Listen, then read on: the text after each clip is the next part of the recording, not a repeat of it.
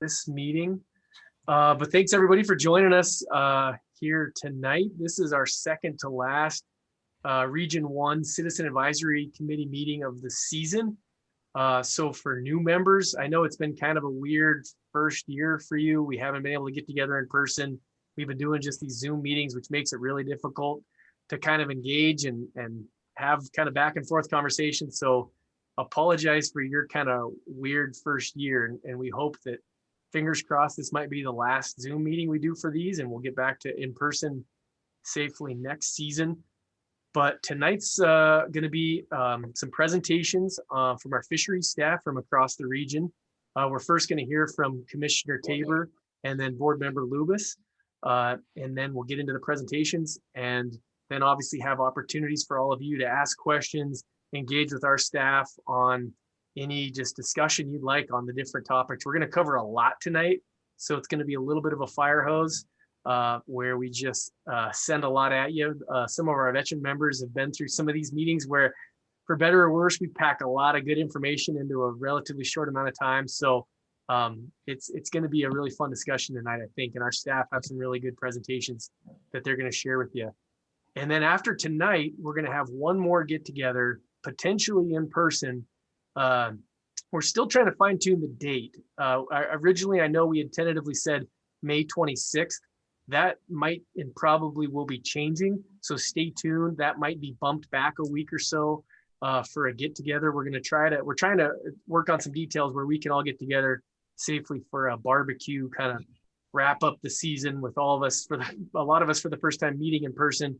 So stay tuned for more information on that. We'll be getting you information here shortly on kind of the end of the season get together after tonight.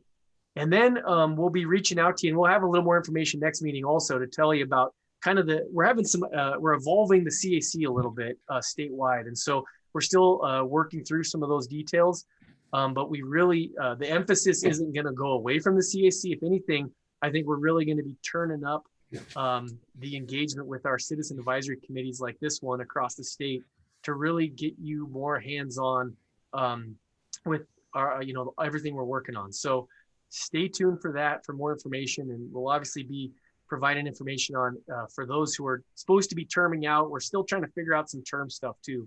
So I'll be getting you that info before next meeting. And then the next season will start then next fall. So that would be normal. So that's just kind of some housekeeping stuff. Jim, I guess you want to welcome the group and then kick it off to Commissioner Tabor.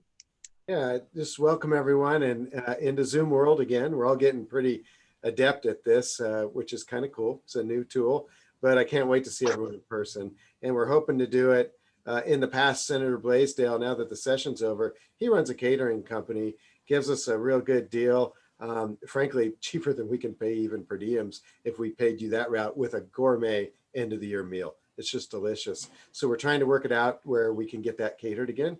We've kind of tradition with CAC for our last meeting and recognize everyone that has served. And like Dillon said, our new director, new administration in Helena, we're going to be retooling CAC, and we'll talk about that at the last meeting and make it a celebration. And I know that many of you have probably heard a lot of wildlife news the last year, and wildlife, particularly wolves and other things, tend to dominate the news. But Region 1 has the largest fisheries program in the state of Montana. It's enormous. And part of that is because of the staffing required to meet the legal obligations we have for BPA, Avista, there's CURDAM, there's a whole bunch of hydropower mitigation settlements that require fisheries work, plus the management biologists deal with your recreational fishing. It all kind of blends together. So this is kind of a fisheries quencher tonight, as some of you have asked for this. And we haven't talked fisheries issues in a while. It's been dominated by parks, recreation, and wildlife. So I think it's pretty exciting. And we have a lot of staff that are going to do kind of these 10-minute presentations that Mike Hensler has set up working with Dillon. So I think you'll enjoy it. But enough from me. Commissioner Tabor, you're on the road. And then Board Member Loomis will follow Commissioner Tabor, and then we'll start, if everyone's okay with that. Okay. Great, thank you, Jim. Hello, everybody. Patrick Tabor, for those that don't know me, I'm the District 1 commissioner and the vice chair of the commission. I think soon that will change. The law has passed, as I understand it. We're going to go from 5 to 7 commissioners. At that point, I will be the Region 1 commissioner, which is where I reside and who I'll represent. Thus far, not only have I been covering Region 1, but also Region 2 and a portion of Region 4. So I will relinquish those roles to others and focus primarily on Region 1. Not sure how many people caught the last commission meeting. We had a full-fledged commission meeting last month, or actually I should say at the beginning of this month. Our new chairwoman, Leslie Robinson, who was, along with the rest of us, approved by the Senate for our appointments, chaired it. She did an awesome job. She's a super addition, ex-county commissioner and a very knowledgeable individual, strong supporter of the block management system. And so we're really just tickled to have her. And so I think we have a great commission, and it's only going to get stronger when we get our two additional nominees. I was talking to some people in the department earlier this week, and it looks like that'll take hold sometime maybe by the October meeting for the commission, is when we think all full 7 commissioners will be in play at that point. We still have to sort through a few things, and we might even have to do a little bit of administrative rules at the commission level once the law is truly officially passed. Had a robust commission meeting on April 6th, I think it was, covered a lot of ground.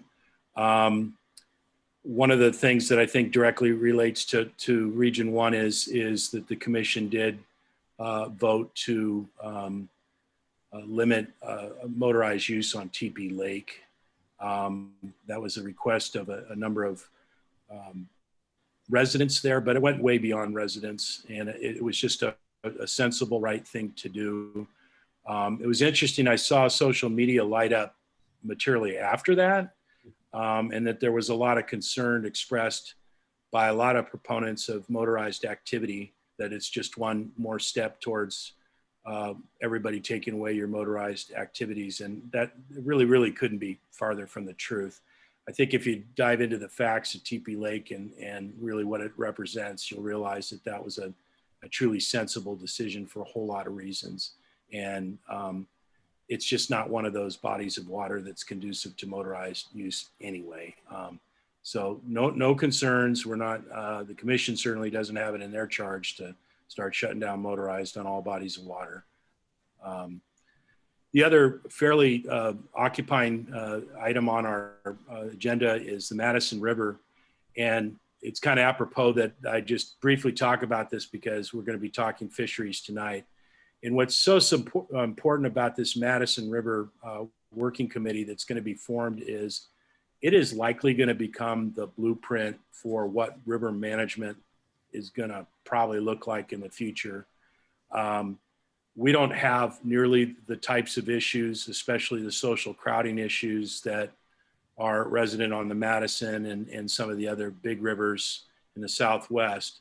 But having said that, if you've ever been on the North Fork or somewhere else in July or August, it sure feels crowded sometimes. And so it's a sensitive issue. It's a high charged issue from a lot of different sides. It's important that the commission methodically go through and look at a balanced system that affects all parties, not just commercial operators, not just this category or that category, but it's a comprehensive look. And so what the commission did vote to do was postpone the enactment of a allocation system effective January 1st, targeting just commercial outfitters for 1 year so that it could be implemented along the side of all the other types of limitations that may or may not be put, so that it's a more comprehensive plan rather than a piecemeal plan. I believe the application process is still open for collecting members of the working committee. That group will be a very balanced committee. It's kind of neat the way the structure looks in terms of the various parties that it will represent. Again, becomes a model towards a collaborative consensus type approach, very similar to the PLPW and other types of entities where you're really trying to get all walks of life together to get to a good collective agreement. I believe that we will have the department's recommendations and the short list, if you will, for the commission's digestion and ultimate selection of that committee. And they will probably go into working somewhere in the June, July timeframe. And their job is to try to come up with a comprehensive river management system. No short task by any stretch of the imagination. But the reason that I think it's really interesting to all of you, other than the fact that you may get down there from time to time, is there's a very strong will and intent, both by the governor's office, I think by the department now, as well as the commission, that we do this in a way that paints a pathway forward, so we don't have 15 different river management programs, but that we have some principles and values and some balance built into it, so that each and every future river, if it gets nominated for some form of river management, will follow the template that hopefully will get designed by this working group. So there's a lot riding on it. It's definitely worthy. And then finally, there's just a little bit of wildlife stuff that will be coming up for final decision in June, none the least of which is a one-year quota setting for a couple of districts. There have been a number of applications that have come in or comments through the MAPA process to consider lifting the quota on some of the districts, hunting districts for lions in Region 1 and in Region 2. So that will also be considered along with all the other suggestions. There's several other regions that have quota suggestions. So we will be voting in final form on that in the June 24th, 26th, I think it's towards the tail end of June is the next commission meeting, which is my understanding will be in person. So it'll be our first in-person meeting as well, which we're all looking forward to, most likely in Helena. And that's pretty much the update. I'm trying to think if I missed anything. Obviously, there's a tremendous amount of legislation going on.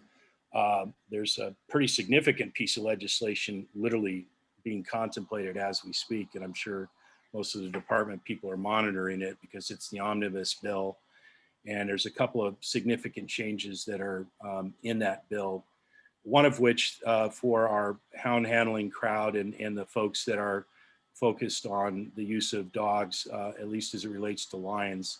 There is going to be some modification to the D4 non-resident hound handlers license. They're not actually going to call that a hound handler's license anymore. They're going to call it a non-resident lion license. And there's some really interesting elements. The department actually authored that revisions after 2 years ago. There was a substantial change in the creation of the D4. The department felt, after looking at different enforcement issues and some concerns in the field, that these modifications would clarify things materially, and they do. So they reached out to the handling crowd, they reached out to the outfitting world, everyone else, and everybody got on the same page, agreed with it. So you'll see that come through. And I think you'll see some other kind of amendments and things that clean stuff up, improve enforcement, define things, make it easier for everyone. So that's pretty much my update. I'm certainly more than willing to answer questions, but I also know this is a very important agenda. And Dillon, please count me in as a person who would like to get copies of everything that gets presented, because this particular topic really is near and dear to me. And I'd love to be able to attend the whole meeting, but I got to bail out here in 13 minutes. So I'll hang on as long as I can. So yeah, no with problem. that, thank you. Thank you, Commissioner Tabor. Yeah, really appreciate it. We'll have this meeting recorded. I'll make sure and get you the link of the video and as well as the presentations, which I'll be collecting. Any questions for Commissioner Tabor? Just one thing for Commissioner Tabor, just let you know, 637 passed third reading on both House and the Senate as it was amended today. So it's passed. It's a done deal. All right. A lot of hard work on your part, Ron. I know what you've been putting into that night and day stuff. So congratulations on that. Thanks. Any other questions? Feel free to just chime in if anybody out there has a question.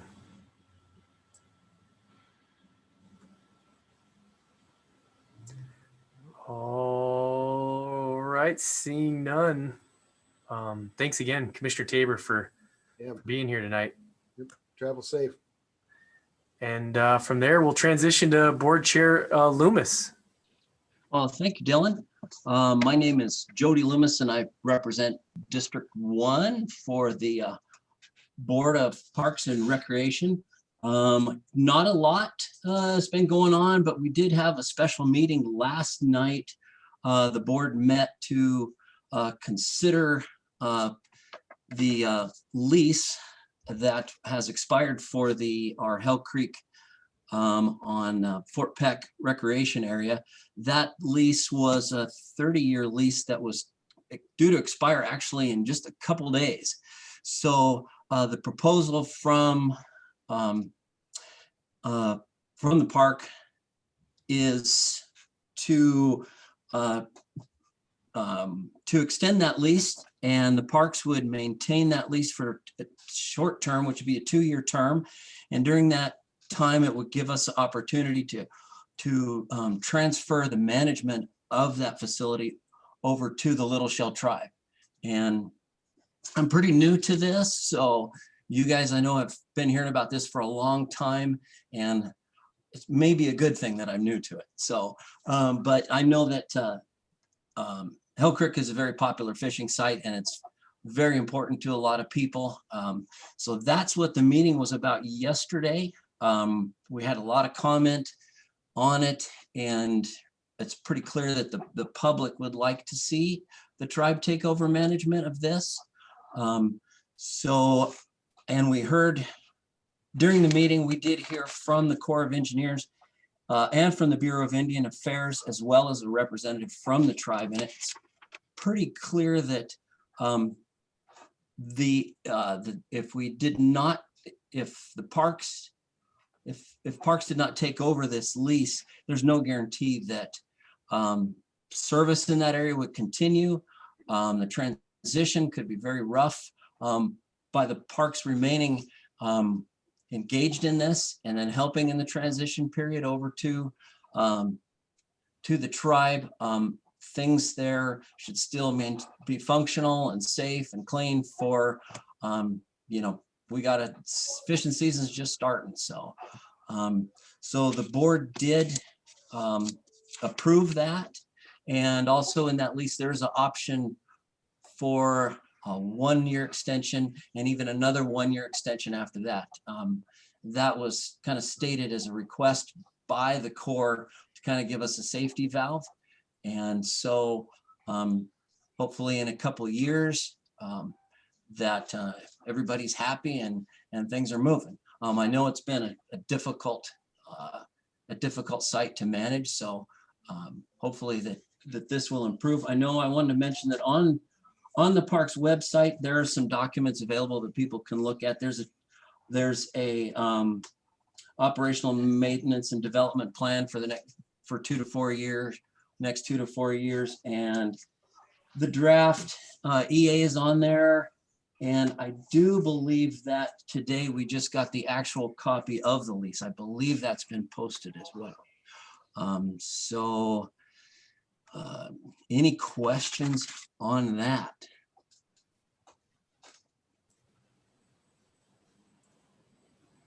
Yeah, any questions out there? Thanks for the update. It sounds like that was a long meeting yesterday. So sorry to put back-to-back long meetings on your calendar. No, that's all right. And it was actually the only topic on the agenda, and it was kind of a last minute, we got to do this. So, I think it's a good thing. And so the Parks Board is scheduled to meet on the 27th of May. Originally it was going to be sooner, but we moved that to the end of the month till after the legislative session is over. So I'm sure that will be a regular full-length meeting. So that's Great. all I got. Yeah, great. Any questions out there from the group? All right, seeing none. Thank you so much for the update, both Commissioner Tabor and Board Member Loomis. And Commissioner Tabor, the meeting was June 24th, as he mentioned. So for folks out there, June 24th will be the commission meeting that he had referenced. All right, well, I think we're gonna move on to the meat and potatoes of our agenda tonight.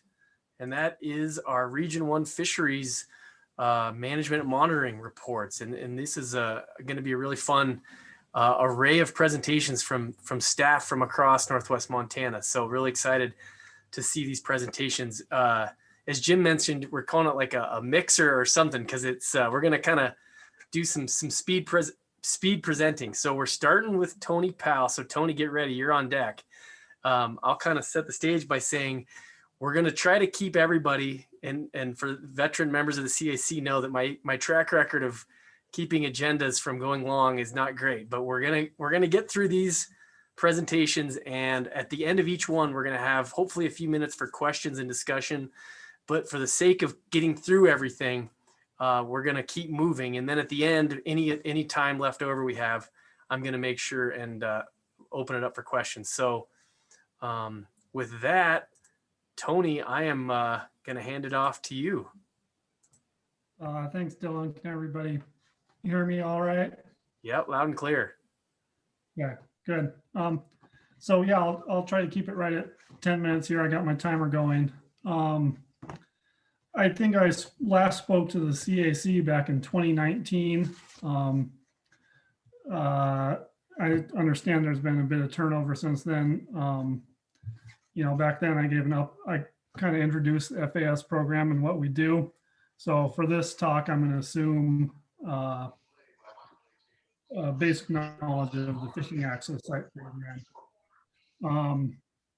But I'll share my screen here now, and I'll get right into it.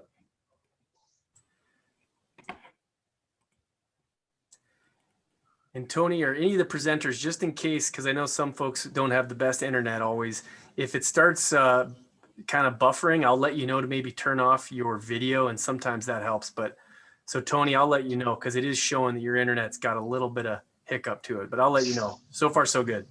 Okay. All right. Well, thanks.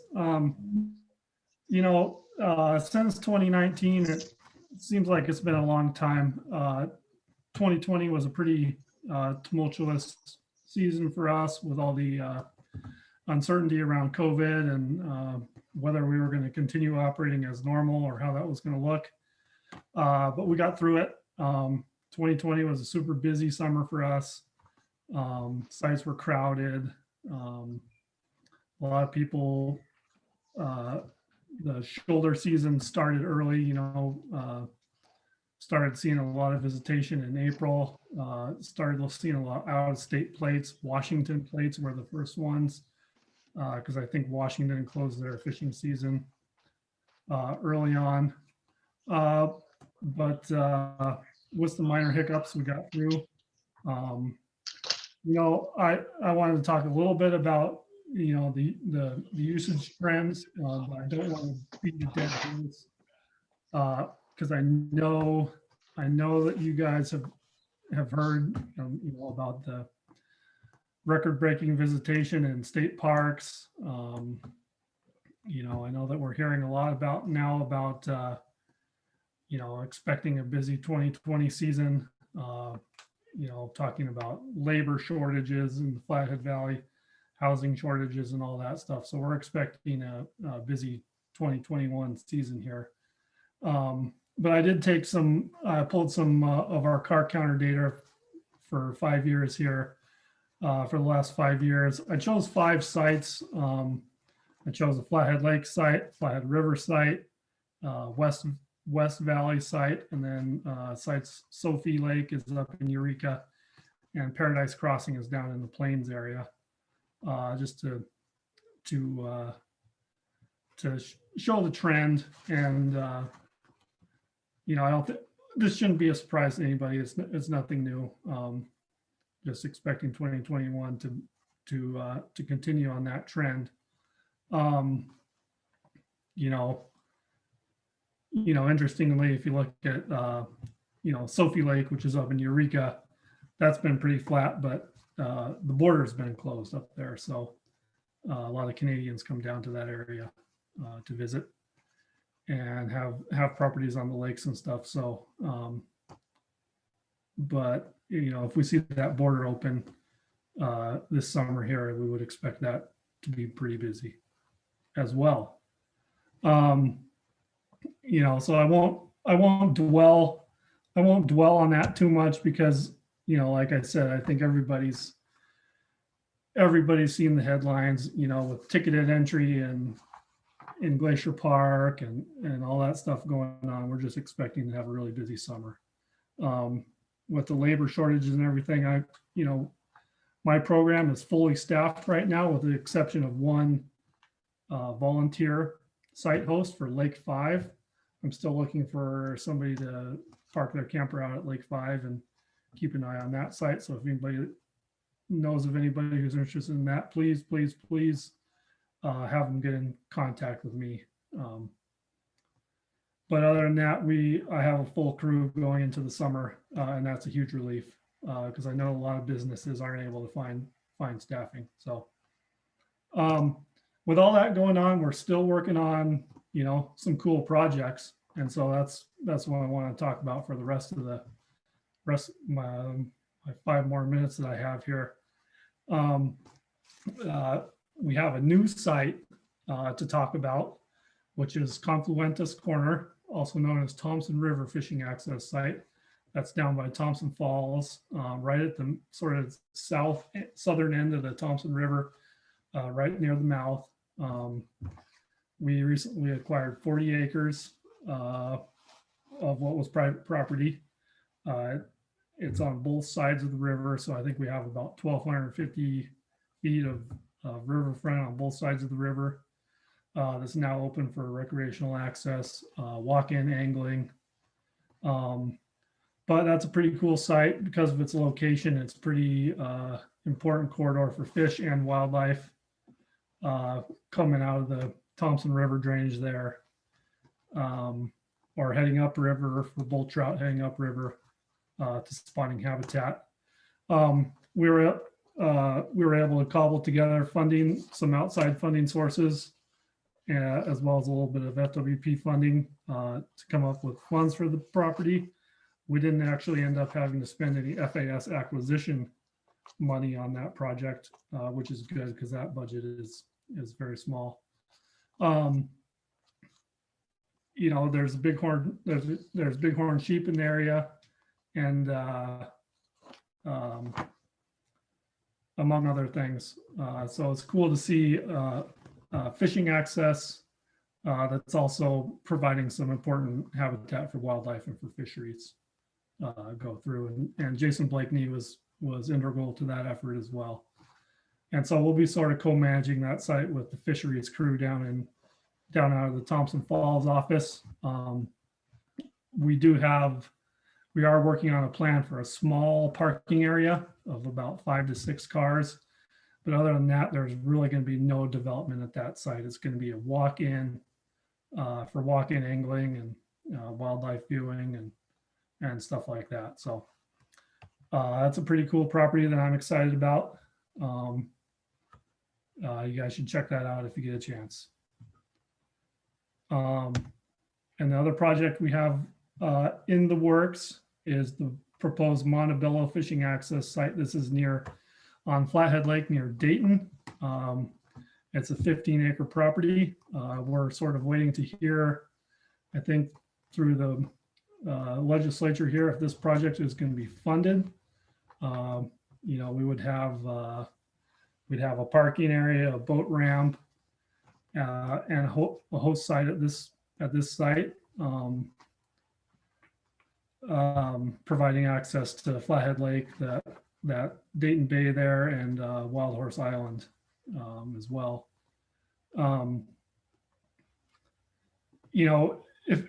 If and when we hear that this project is funded, we're more or less ready to start the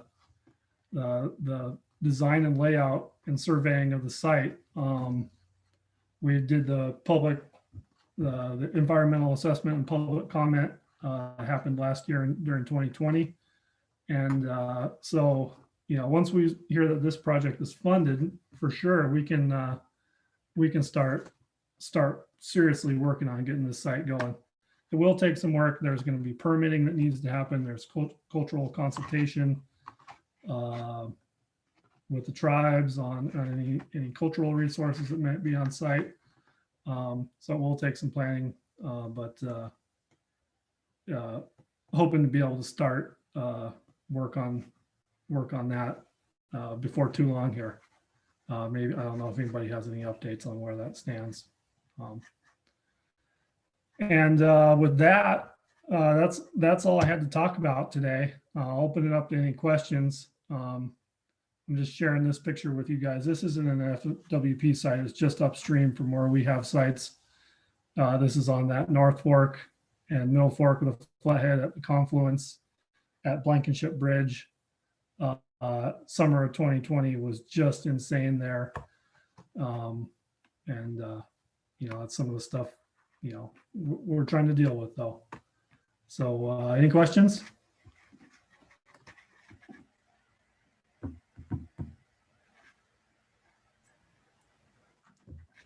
Tony, that was awesome. Yeah. Any questions out there? Rapid fire, but it was some good stuff. Yeah. Yeah, hey, Go ahead, Chris. so this is Chris. But so are we saying that we think the Sophie Lake activity hasn't really increased because the border is closed up there, and that's kind of why that's been steady? Yeah, I think the reason we didn't see a big increase in use up there from 2019 to 2020 was that the border closure. And I would expect that if that border opens up this summer, we'll see a lot of people in there.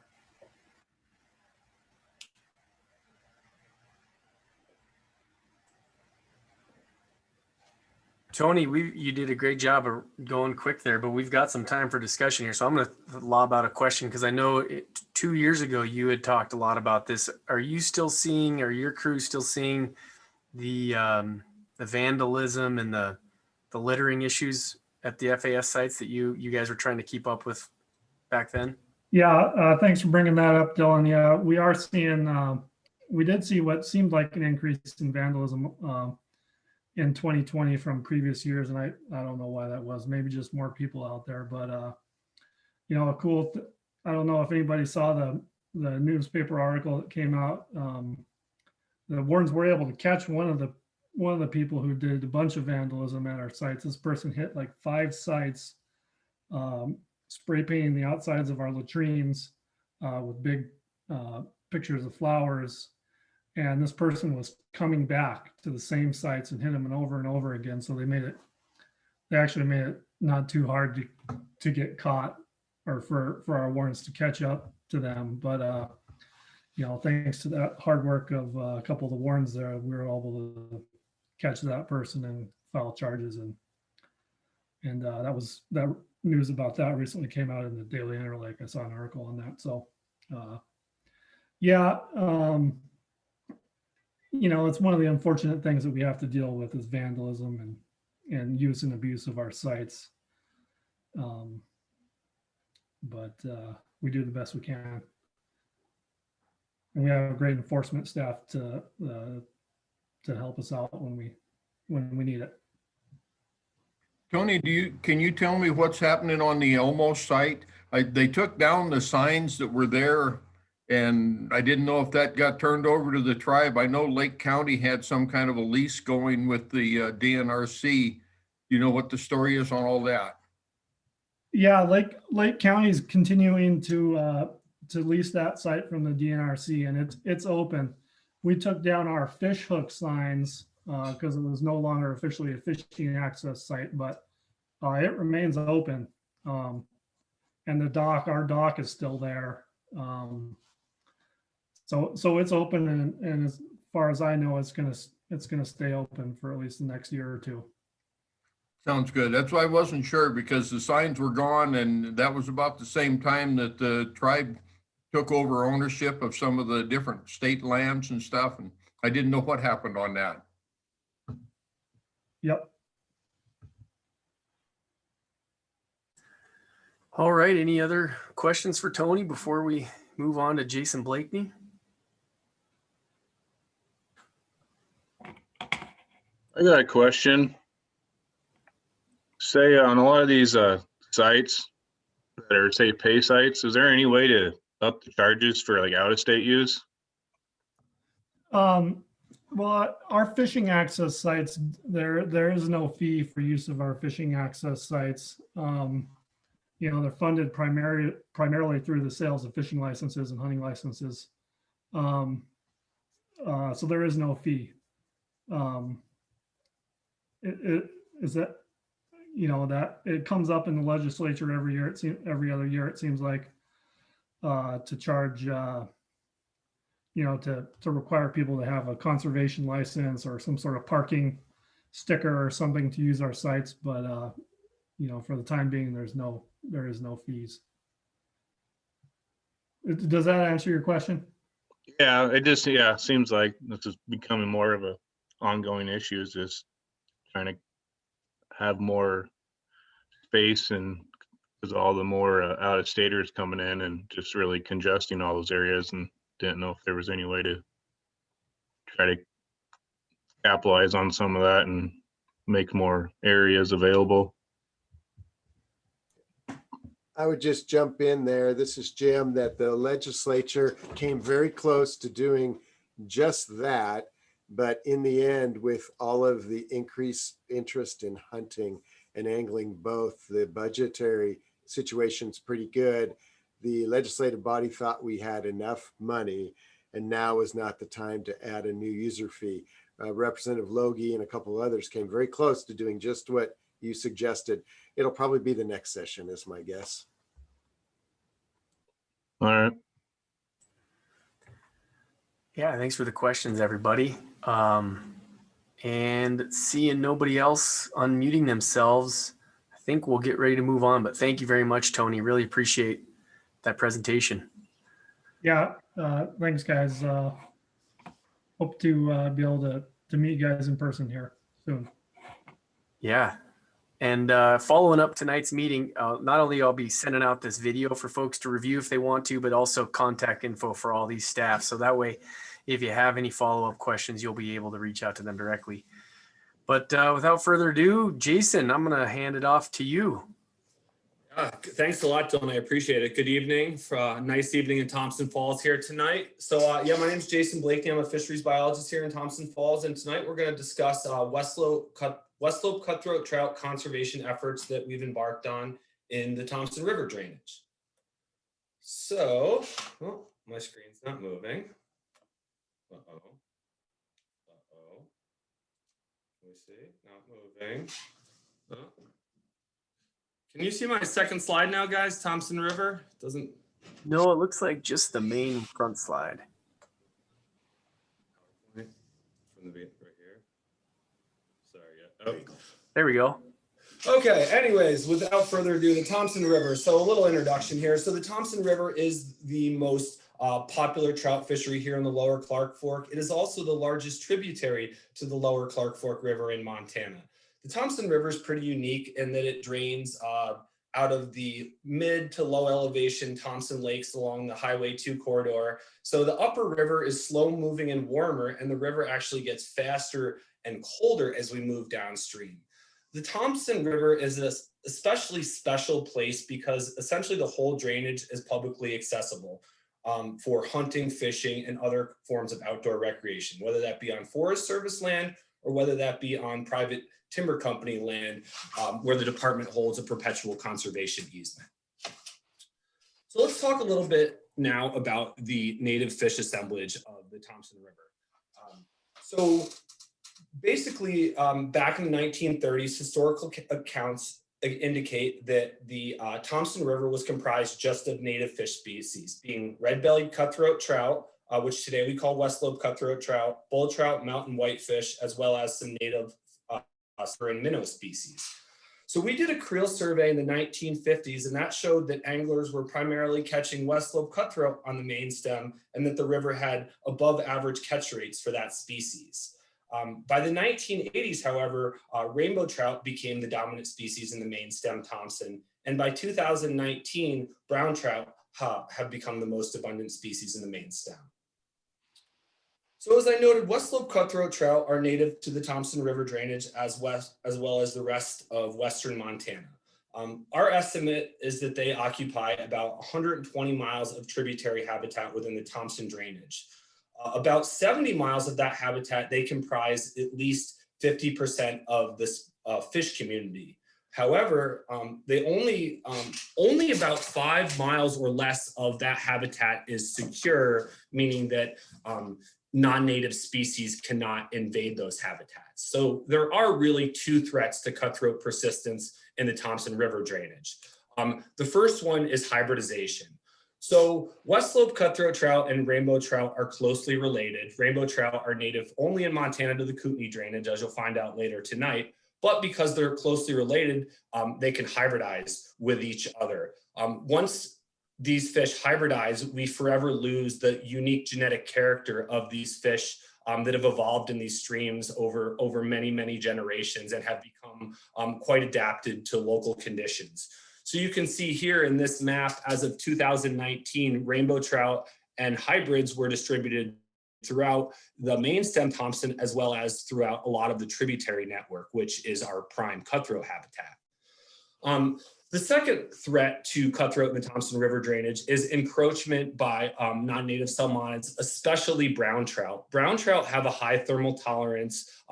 Basically, they have the ability to live in probably the most diverse aquatic habitats. So they can do well in the main stem, even where it's warm, but they can do well in these steep, colder tributaries as well. So brown trout are native to Europe. And as you can see, in 1987, there were no brown trout in the Thompson River drainage. The department introduced them to the Thompson River in 1988, and by 98, they were distributed throughout the main stem. And by 2019, you can see that they were also had pushed their way up a lot of these tributary streams, which again are our prime cutthroat habitat. So basically, we felt that we actively needed to do something to try to conserve cutthroat in the Thompson River. So last year, we released an EA, an environmental assessment, out for public comment. Basically, we proposed to transfer up to 1,500 genetically pure cutthroat over a 5-year period into 3 streams and fishless portions of these streams, so above natural barriers like waterfalls or cascades. Those streams are denoted in red on this map, so portions of Bear Creek, Schroeder Creek, and the South Fork of Murr Creek. So we've done some work to kind of identify where we still have pure cutthroat populations in the river drainage, and those are denoted as donor populations in orange on the map here. So if this project is successful, we will increase the amount of secure cutthroat habitat in the Thompson River by 12 to 14 miles. So we got 9 public comments for this project, and after addressing those public comments, the decision notice was signed that allowed us to go forward with this project. So we carried out the first leg of the project last year in 2020.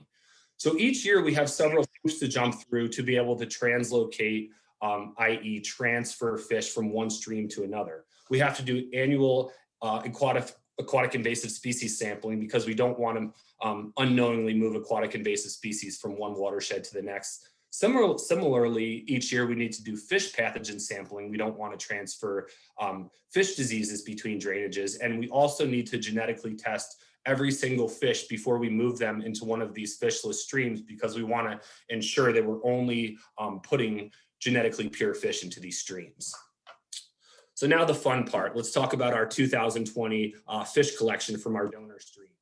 So last year we chose to put fish into Bear Creek in the Thompson River drainage, which you can see on the map here. And we chose to collect pure cutthroat from 2 of its nearest neighbors to the north, Chippy Creek and Big Rock Creek. So this picture here comes from Chippy Creek, as does this picture here. Chippy Creek has really high densities of cutthroat, and it has really good genetic diversity. So we wanted to get as many fish as we could out of Chippy. But we also wanted to collect fish from Big Rock Creek too, especially the headwaters of Big Rock Creek just below the reservation divide. So this picture here is our technician, Jenna. She's smiling. She shouldn't be smiling because she doesn't know what awaits her. So we spent a couple days cutting out this old logging road with permission from the Forest Service to kind of get as close as we could to the stream. And we got within 150 yards, but then we discovered that it was like this. So this country burned back in 2007, and it's just littered with lodgepole deadfall and lodgepole regeneration. So it literally took us 45 minutes to go 150 yards to get to the creek. That being said, we were able to collect some fish from Upper Big Rock Creek as well. So we were able to collect 305 fish to transfer into Bear Creek over a 2-day period. We worked, 12 to 15-hour days, lots of hiking, lots of shocking and fairly terrible conditions, as you can see here in this woody debris jam.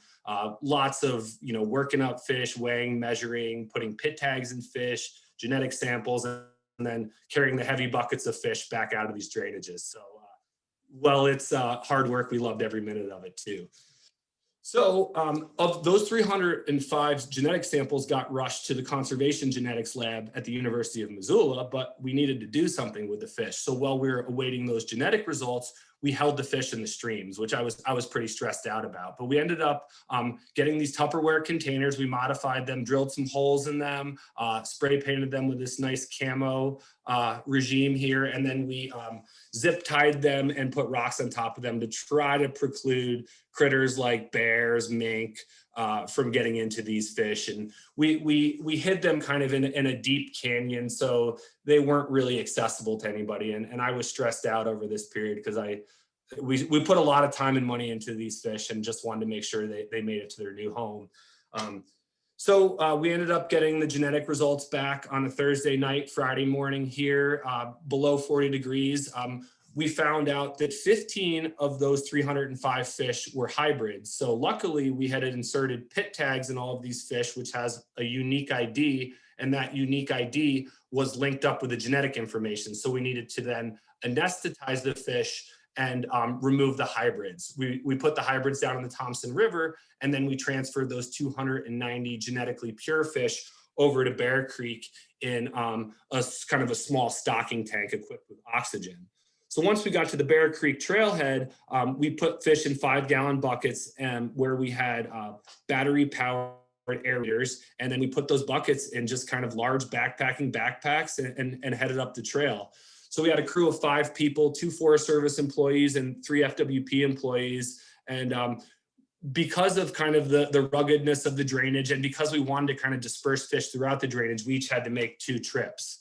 So this map kind of represents that day. So you can see the orange dots, the Bear Creek trailhead, the yellow dots, the waterfall barrier, and those red points represent the release locations for those fish. So we really wanted to spread them out so they'd have the best chance of getting established.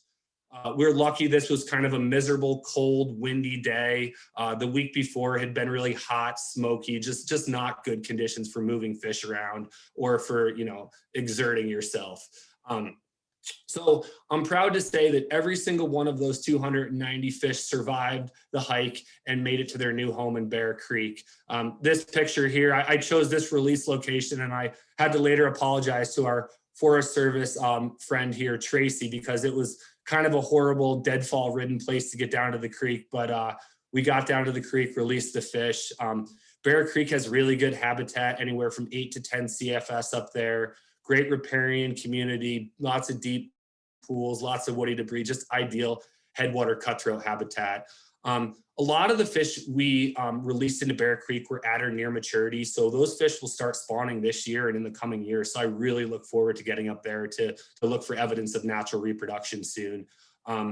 This drainage and the other 2 that we plan to introduce fish in are and will be open to fishing for the public.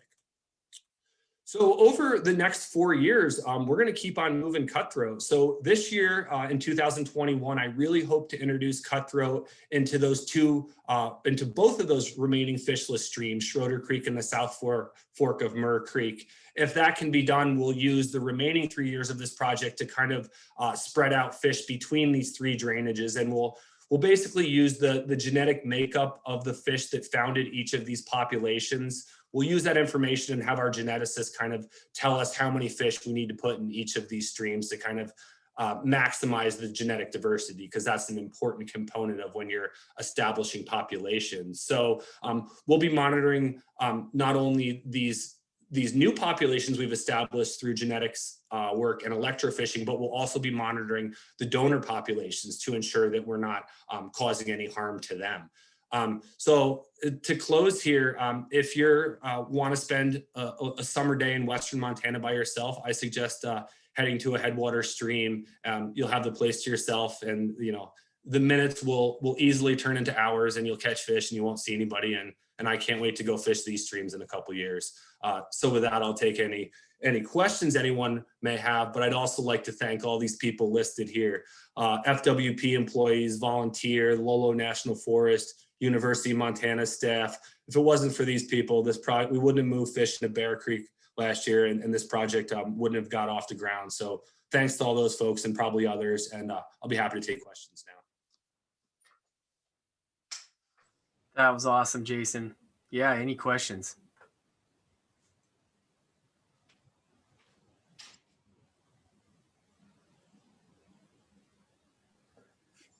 Eric Brown here. Just wanted to say thank you. That's cool country, and appreciate you guys doing the work there. Thank you. Thank you very much, sir. I had a question. How do we move forward and maintain the pure Westslope cutthroat in these areas from becoming a hybrid throughout? Yeah, I mean, that's a great question. So in the case of this project, all of these three streams all occur above natural barriers that fish could not colonize, like, big waterfalls, big cascades. So that's exactly why we're doing this project. But as I kind of introduced, very little of the occupied cutthroat habitat and the Thompson River drainage is secure that we know of. So unfortunately, we've seen hybridization progress up these drainages. We've seen brown trout creep further up these drainages. So in the case of the Thompson River, unless we can find more places to put fish that are fishless, we'd have to try to build barriers where we do still have these genetically pure populations to kind of prevent other fish from becoming established there. But then we'd also need to monitor those fish genetically, because fish in isolation, any animals in isolation need gene flow from outside sources. So we would have to do some further transfers to try to improve the genetic diversity in those places. But that's a great question. And unfortunately, it's an uphill battle across Western Montana to try to conserve the pure cutthroat populations we have left. Do those fish maintain through high water runoff? Are they washing green? That's a great question. That's exactly why I did not want to put any fish within half a mile of that waterfall in Bear Creek. We did not release the first fish till half a mile above that waterfall, and we dispersed those fish, 3 miles up, 3.5 miles up from there. So I don't know. I mean, I think there could be some tendency for some fish to move downstream, but I think the fact that this is unoccupied habitat, there's a lot of water. Since it burned recently, it's really productive. There's a lot of food in there. And typically these kind of headwater cutthroat, they don't want to move a lot. They're just kind of, some of these fish, like they've done studies, they'll just live their whole life in 100, 200 meters of stream. So that's the thought here, but that's not to say some fish won't go downstream, but I don't think all of them would. But that's a great question and kind of unknown. And Cody, this is Jim. I just add Matt Boyer, you're on here, Mike, but we just finished probably the largest native cutthroat trout project in the world in the South Fork. And that was the Bob Marshall, the Swan Range, and all the tribs. And what's exciting is, biologists like Jason, and then we have other natives like redband you'll hear about tonight that we're working in other areas as well to kind of address your concern. It's not an easy job, but they've done some real creative and amazing work. So we're pretty proud of it. Thanks, Jim. It's just a general information question. I've always been curious. We're putting in a lot of effort, man hours, and money into expanding the cutthroats range further upstream to get away from that. I was just generally concerned, mostly as a taxpayer. Well, we put them up there. We spent a lot of time and money to get them there. They're going to wash out next spring when the yeah. No, that's a very valid concern, but I just think based on the kind of the nature and the residency, I mean, these fish are all, cutthroat have different life histories. They can live in lakes and migrate to streams. They can live in rivers and migrate to streams and spawn. All of these fish came from resident populations. So they kind of have the tendency just to kind of hunker down and be satisfied with what they have. And because this area, because there's so much habitat up there, I think we could lose some, but we won't lose them all. And that's why we're going to monitor it through electrofishing and also through some genetics work. So that's a great question, though. Right on. And just let me say thank you, because all of us that I that I run around with, we're huge proponents and fans of the native Westslope cutthroat. They're a rare thing. And, Yes, yes. we love them. Appreciate that, sir. There's not a fish I would rather catch on a weekend as well. So thank you. Chris. Cody, this is Matt Boyer. That's an important point about the investment. And, you know, guys like Jason and folks that are doing these types of projects, they put a lot of thought into site selection, where the habitats that are going to, you know, stand up long-term self-sustaining populations so that you can do the action, walk away, and not have to go back and tinker and really kind of set up a long-term self-sustaining conservation situation. So that's kind of forefront in our minds when we choose sites for these types of projects. Yeah, thanks, Matt. Chris, go ahead. I saw you were unmuted for a while. Yeah, so with a brown trout being the most abundant in Thompson River, are they going to start pushing more up into the Thompson chain of lakes, or do we think they'll be more just abundant in the river? Yeah, I mean, I think that you could see some in the Thompson chain of lakes, and I think they would probably do really well there. You know, I'm not sure because my kind of jurisdiction ends at the Highway 200 boundary, so I'm not sure of kind of the connectivity between those upper tribs to the main stem itself. I think more so you're just going to see them continue to expand in the main stem Thompson and up these tribs. So, for instance, the lower Thompson, you know, even till recently, that typically had more rainbow trout than brown trout in it, but that's kind of shifted over recent years. And I just think it's because brown trout are just a little bit, they can live in a little bit more habitat. They can live in warmer water. They can just tolerate a little bit more than all other trout species. But that's a good question that I can't give you a full answer to, but I wonder if any of our other biologists might be able to help Chris on that question. Yeah, Chris, this is Mike Hensler. So periodically we do catch brown trout in the chain of lakes, up the Thompson chain of lakes, mostly in lower Thompson. So they do get up in there. It doesn't look like they have, at least for now, that they've expanded in to have any kind of population numbers, high numbers in those lakes. So we're kind of expecting that there'll always be some that'll leak up in there, but for the most part, they're gonna hang back in the Thompson River.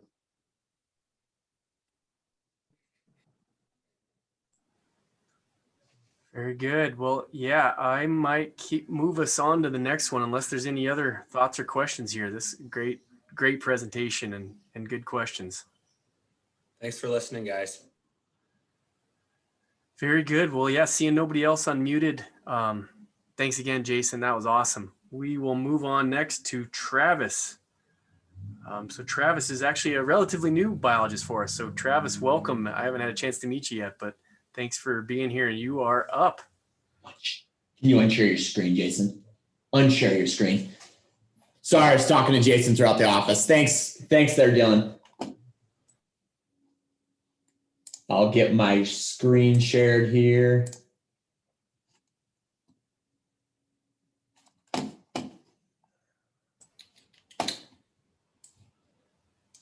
All right, can you guys see that? Looks great. Yep. Okay, perfect.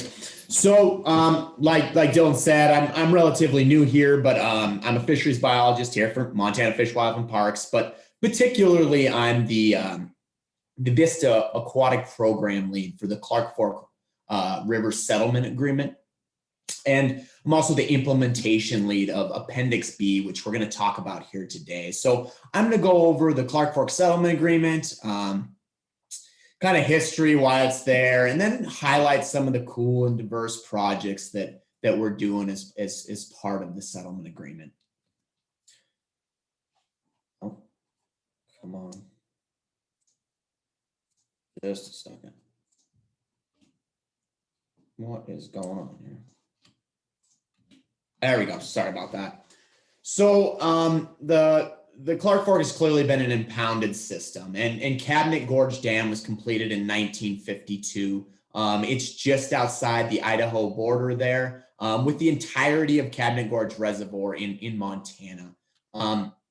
And Knox and Rapids was completed in 1959, just upstream of Cabinet Gorge, entirety of the whole dam and reservoir clearly in Montana. And these two reservoirs have really, there's been drastic impacts to the Clark Fork River system, that lower system, changing it from more of a riverine, natural flow environment to these reservoir habitats, changing flow regimes, temperature regimes, and these drastic changes, and then the continued hydropower operation have really we've seen sharp declines in abundant native species. Those fish include bull trout, Westslope cutthroat trout, mountain whitefish, northern pike minnow, peamouth, large-scale sucker, to name a few. So in the 1990s, Avista began working on a new FERC operating license, or it's their Federal Energy Regulatory Commission license to operate those two hydro facilities on the lower Clark Fork, Cabinet Gorge and in Knox and Rapids. And a settlement agreement was filed as part of that application. So this settlement agreement, it was signed in January of '99, and between 27 parties consisting of Montana, Idaho, the U.S. Fish and Wildlife Service, the U.S. Forest Service, 5 Native American tribes, Sanders County, and numerous non-government organizations. Now, what this settlement agreement does is it outlines Avista and how they're going to provide funds to protect, mitigate, and enhance to offset ongoing effects from hydropower facilities in operation at Cabinet Gorge and Knox and Rapids. So implementation of this settlement agreement it's based on these appendices. And the appendix of interest that we're going to talk about here today is Appendix B, or known as the Montana Tributary Acquisition and Recreational Fishery Enhancement Program. That's a mouthful. I will refer to it as Appendix B as we move through here.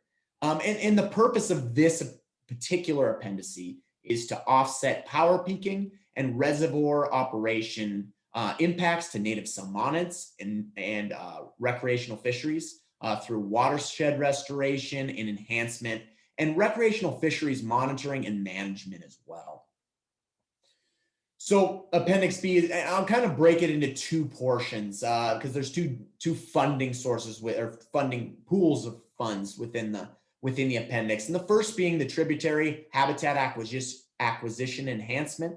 And this funds native species monitoring, study, enhancement projects and habitat enhancement projects, land acquisition. And the second being the recreational fisheries enhancement, which funds recreational fisheries monitoring, study, and enhancement projects, boat ramp and fishing access site improvement, development, aquatic plant control, modification, to name a few.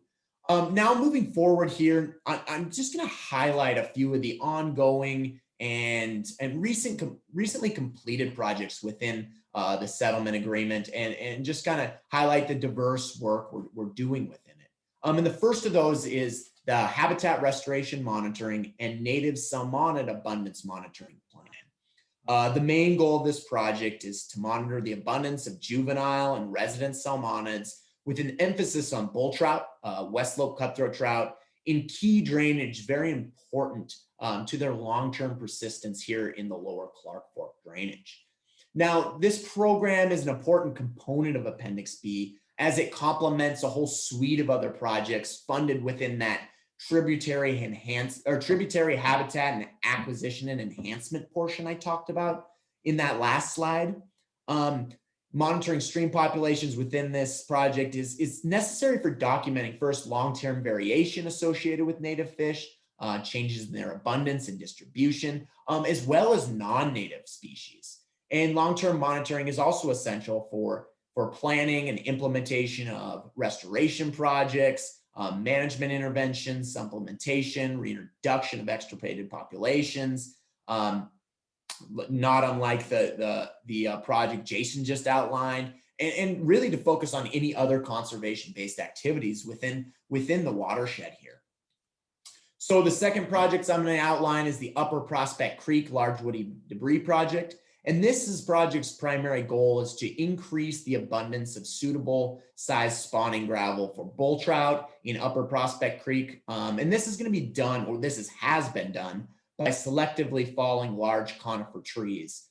Secondary benefits to native salmonage and stream ecosystem from this project will include increased habitat diversity and complexity. And as I mentioned, those trees were fallen in strategic locations along 1.5 kilometers of Upper Prospect Creek between July and August of last year.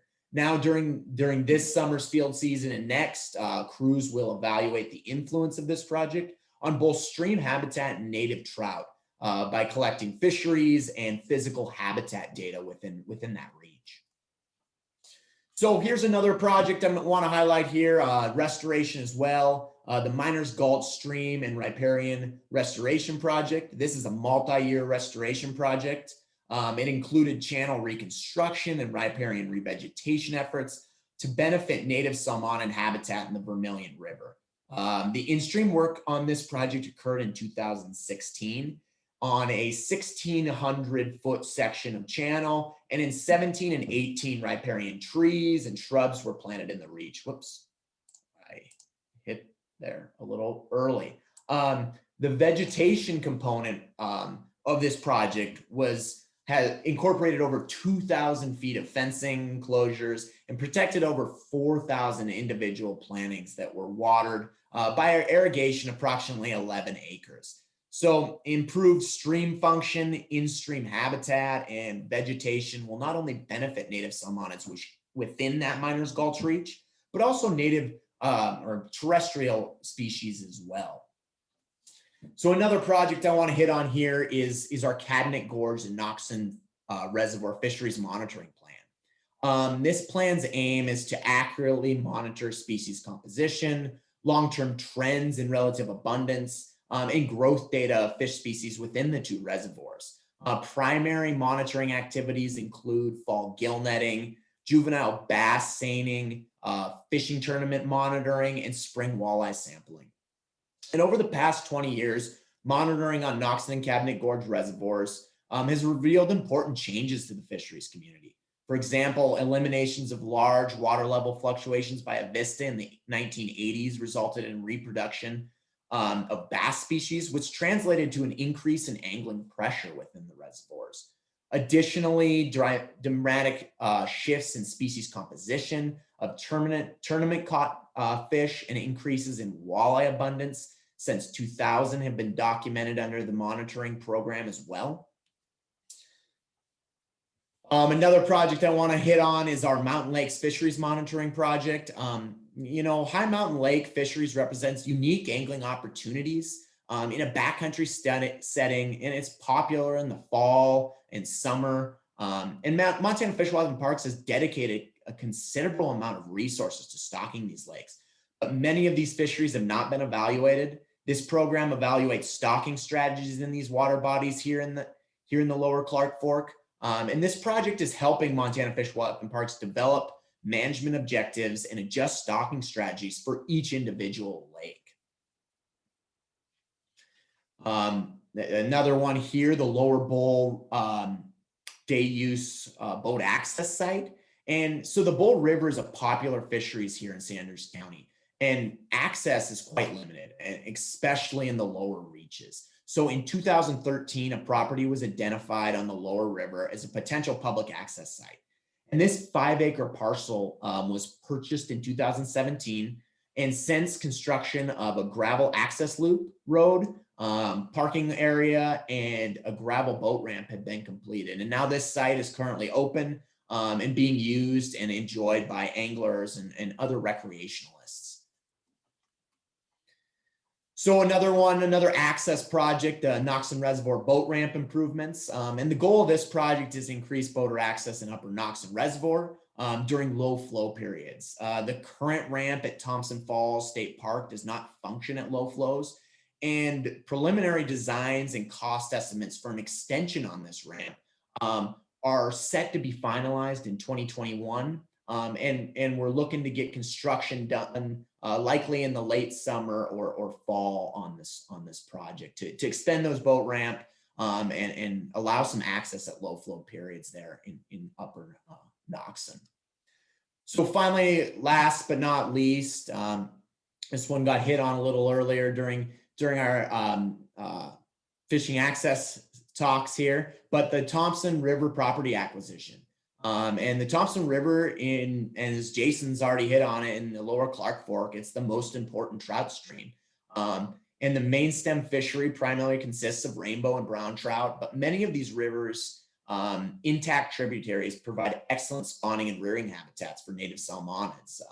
And in 2020, a 40-acre parcel, which encompasses both sides of the river, was purchased just upstream at the mouth of the Clark Fork River. It was purchased with funds from Avista, Clark Fork River Settlement Agreement, Northwestern Energy, the Conservation Fund, Trout Unlimited, and Montana Fish, Wildlife, and Parks. And as was outlined earlier, this site will be managed by Montana Fish, Wildlife, and Parks as a rustic walk-in fishing access site. And this acquisition will prevent subdivision along the lower Thompson River, improve public access to a unique section of the river that provides some important habitat and aquatic and terrestrial species for those important recreational species and those of conservation value. So with that, this was kind of a quick rundown of, what is the Clark Fork River Settlement Agreement? Why is it in place? And then I, highlight in a few of, well, first the diversity, and then a few of the projects that are going on under the settlement agreement right now. So if you guys have any questions, I'd love to field them, and thanks for your time. Awesome, Travis. Thank you very much. Great presentation. Before we open up for questions, I got to do a quiz here. Does anybody know why the fishing access site is called Confluentus Corner? Who out there can get this one? Jason and Travis don't get an answer. Oh, come on. Come on, somebody out there. Jen, can you think of why it's called Confluentus Corner? Eric? Chris, come on, Chris. You're one of my go-to. It's a bull trout species name. There you go. Right on. You get the virtual prize. Scientific name for bull trout. I think that's why you did it, right, Jason? Yeah, that was to pay homage to the bull trout. We got mitigation money that allowed us to buy the property, and just to pay homage to the species that used to be much more abundant in the Thompson River and is just kind of hanging on by a thread now. But yep. Nice. Well, very good. Any questions for Travis? Sure, Eric here. Any reason why there wouldn't be any bull trout stocking efforts in that system, since we're doing some bull trout work elsewhere? And Jason can help me here if he's got other ideas on it. Like I said, I'm new here, but I mean, right now we're working at the big limiting factors on bull trout here are two things really, and the first of those is the dams, and changing that habitat, and then secondly these non-natives. So really what we're coming down to, they're exceedingly rare, but if we don't protect these important habitats and do something about it, stocking them is going to do no good. So right now we're, at least from my perspective, and Jason, jump in if you got other thoughts. That's kind of the focus here moving forward. There's a lot of transport going on as well under Appendix C of the settlement agreement, where there's fish being transferred from Idaho, from the pond race system moving up, trying to reconnect the system where historically there's been a ton of bull trout they're adfluvial, so they're spawning in these tributary systems or river systems, but going back to the Pend Oreille Lake is their ocean. So that's really where our focus is right now on bull trout conservation here in the lower Clark Fork.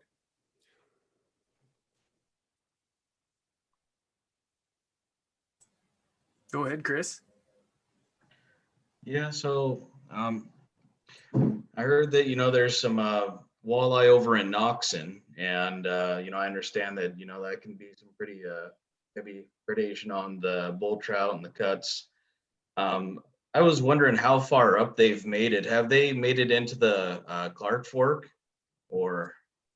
So as far as we're aware now, we're not aware of any walleye above Thompson Falls Dam here. So they're in Cabinet Gorge and Noxon, and we haven't collected or identified any above there now. And like I said, in that monitoring project there, so we're monitoring walleye right now in Noxon.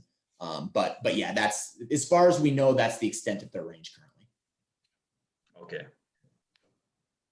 Yeah, Chris, I would add to that, there is a fish ladder at Thompson Falls. And originally, the plan was to allow for this, it's called volitional passes. So they just go up and get in on their own. But once we found walleyes, that process is, we monitor every single fish. And I think, Jason, you know this better than the rest of us, a couple of walleyes have made it up into that fish passage project and I've been put back down. Yeah, I think 3 walleye over the the last 5 years or so have reached the top of the fish ladder, and they were, like Mike said, brought downstream. So yeah. Okay, thank you. Yeah, good question. All right. Seeing no other questions, Travis, great presentation. Really appreciate it. And welcome aboard. We're really excited to have you on the team here. Oh, thank you guys. All right. Well, we're going to move from the Thompson Falls area up into Lincoln County, where Jim Dunnigan, you are up next if you are ready to roll. And then from Jim, we'll go to Ryan Sylvester. But Jim, the virtual floor is yours.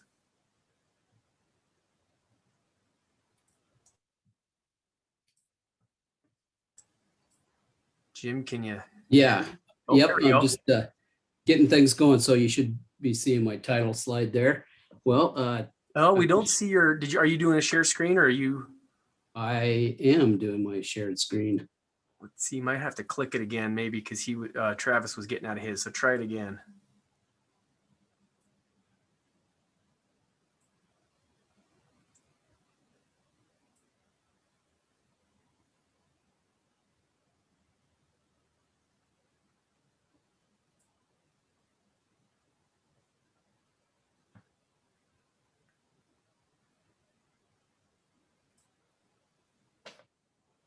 Nothing.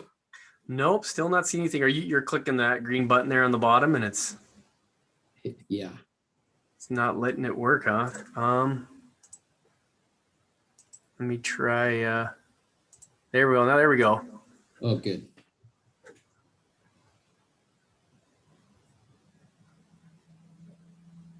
All right. Well, sorry for the minor hang up, but yeah, hey, my name's Jim Dunnigan. I've been kicking around the Kootenai here for about 19 and a half years. I've worked on the Libby Dam mitigation project. And tonight I'm going to share with you some of the assessment work that we've done here on the Kootenai.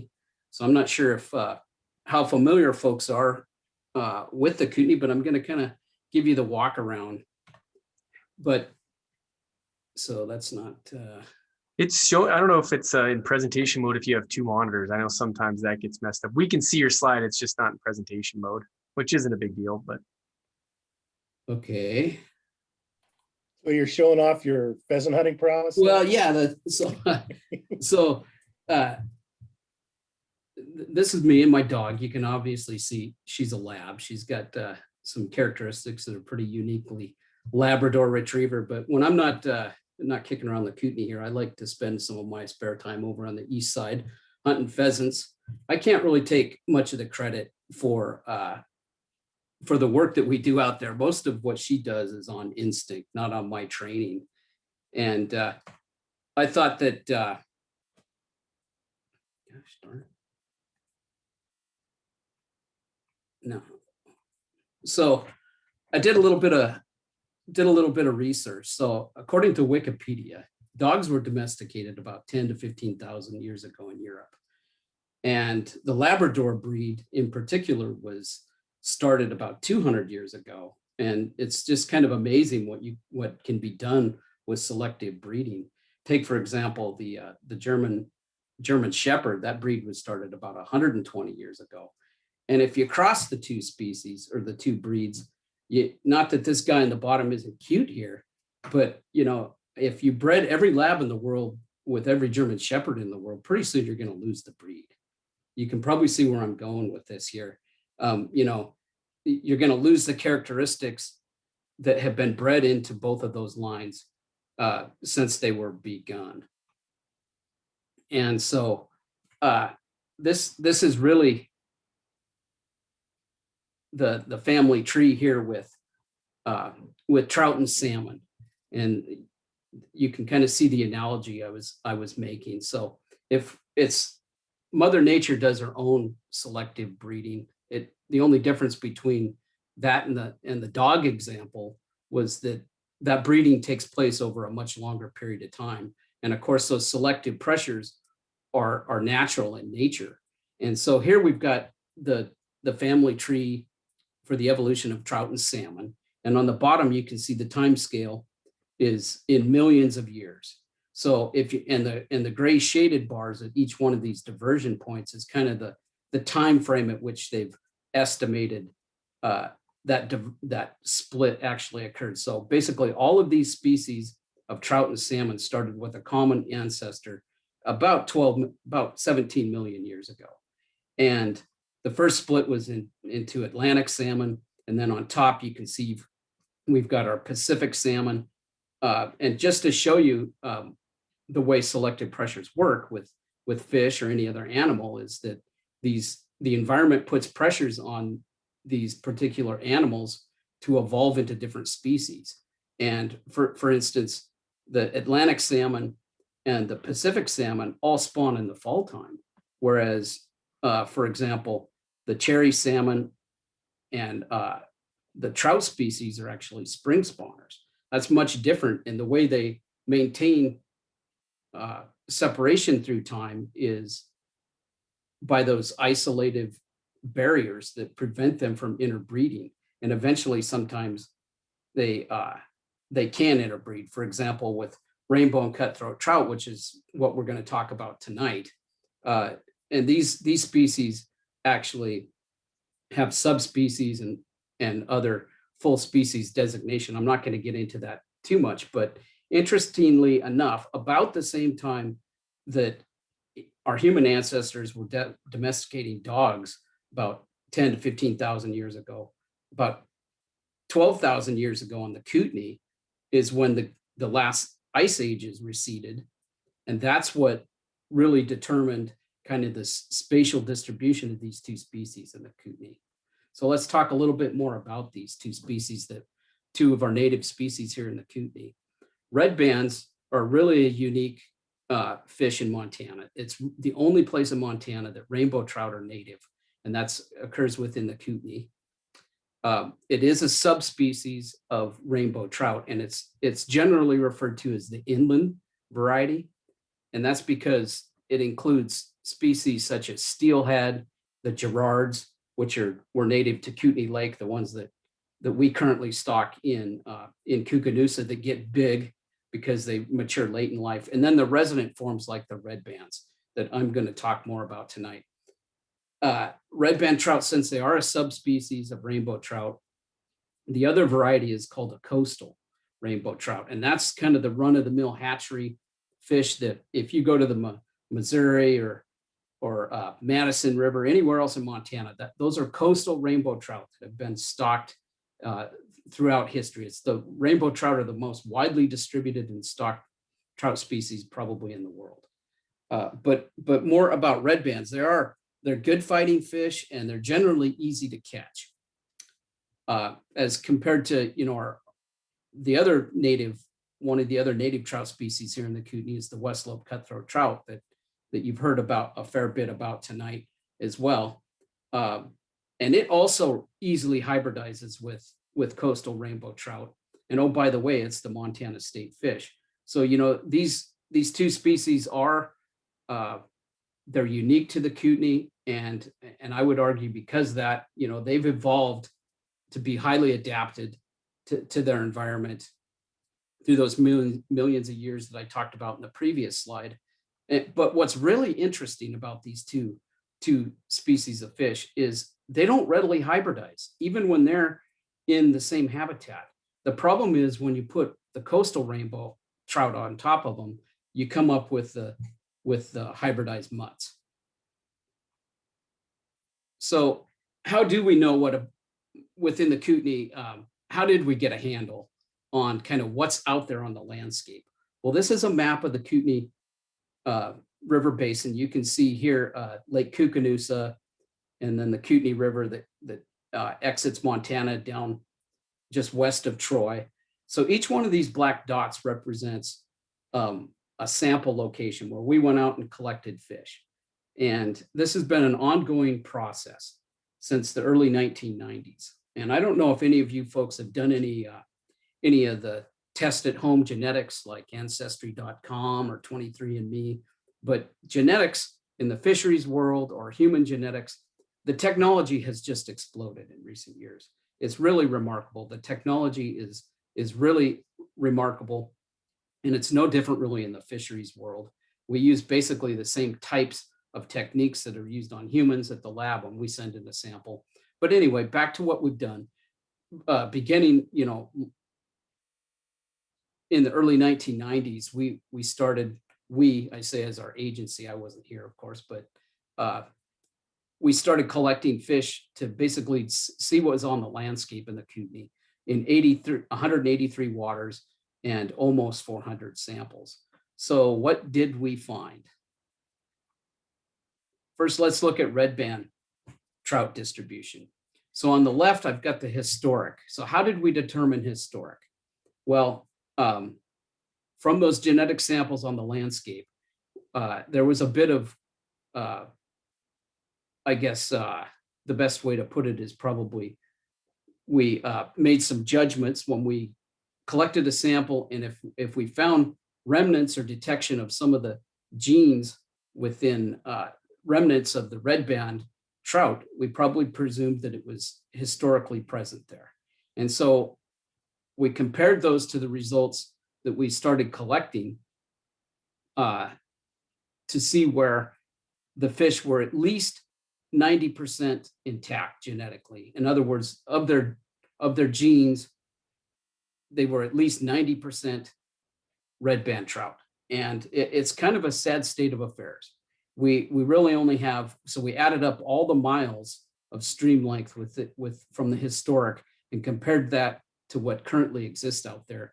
And it's only about 20% of the stream miles are currently occupied by redband trout that are primarily genetically intact. And as you saw in a couple of the previous presentations down on the Clark Fork, where we see these genetically intact populations, unfortunately, is many times they're isolated above either culvert barriers or on road crossings, or for example, in the Yak, it's isolated by the falls barrier on the Yak. And many times they're located in headwater streams. So let's look at the west. Oh, I want to go back and note one thing too. In the historic, you'll notice, so I mentioned this is Kootenai, this is Libby Dam, if you can see my cursor. And that we didn't find any genetic remnants of redbands upstream of Libby Dam. So we presume that prior to Libby Dam's construction, those fish didn't occupy that. There was probably the landscape 10,000 years ago probably looked a little different. Maybe there was a barrier falls there that prevented them from occupying that habitat upstream of the current location of Libby Dam. But going back to Westslope cutthroat trout, you can see, again, the same sort of technology or approach we used. The first thing that'll strike you probably with the historic distribution, much more widely distributed than across the landscape within the Kootenai compared to the redbands in the previous slide.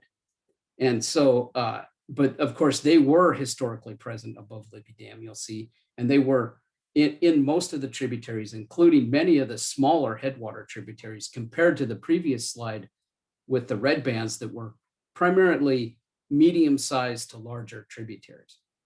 And again, compared to the historic, the same picture really plays out here. About 15% of the historic stream miles are currently occupied by cutthroat trout that are at least 90% still what we would define as cutthroat trout.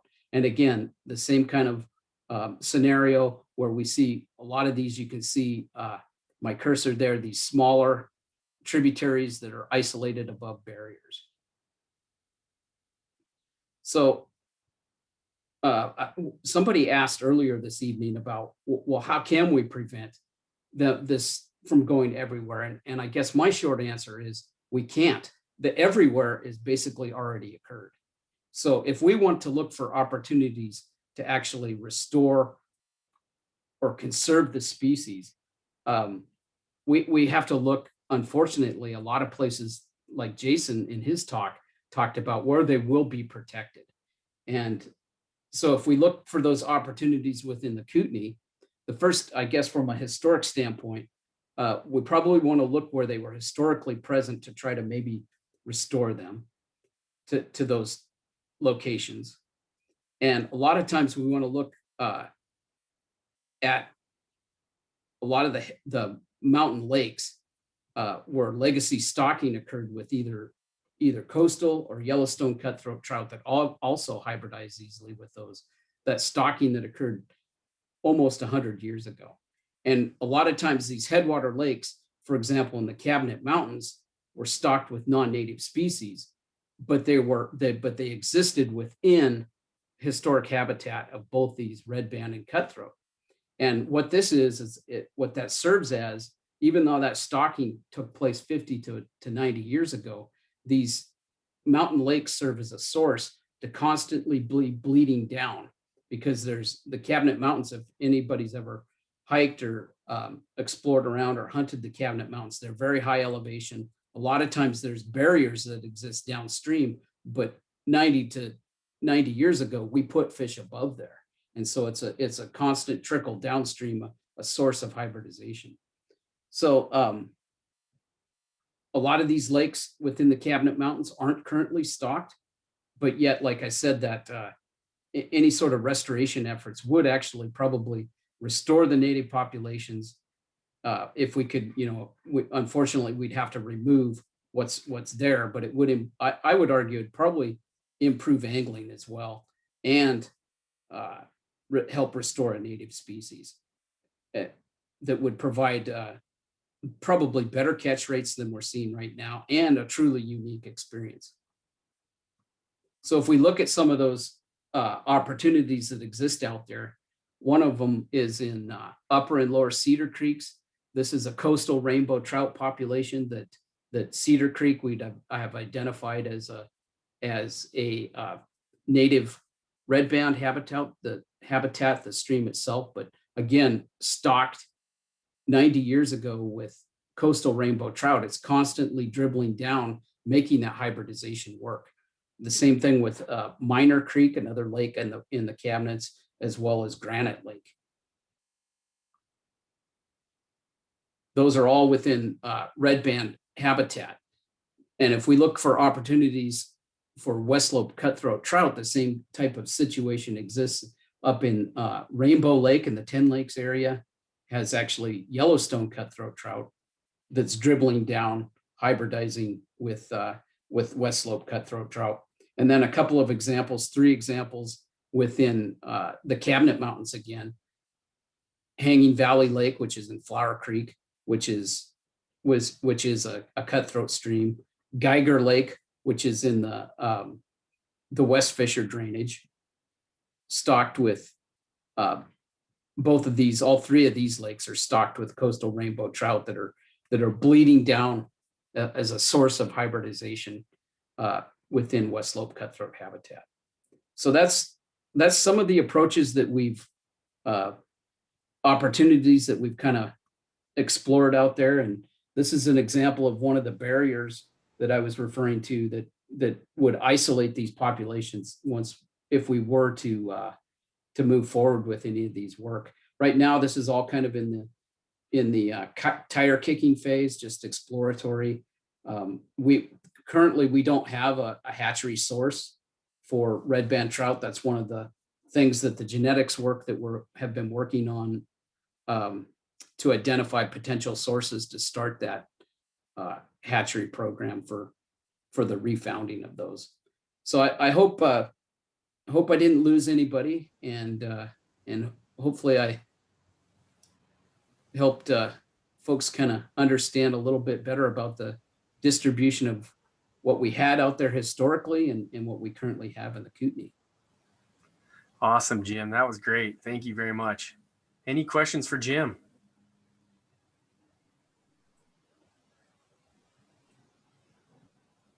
Yeah, I have kind of two questions, Eric here.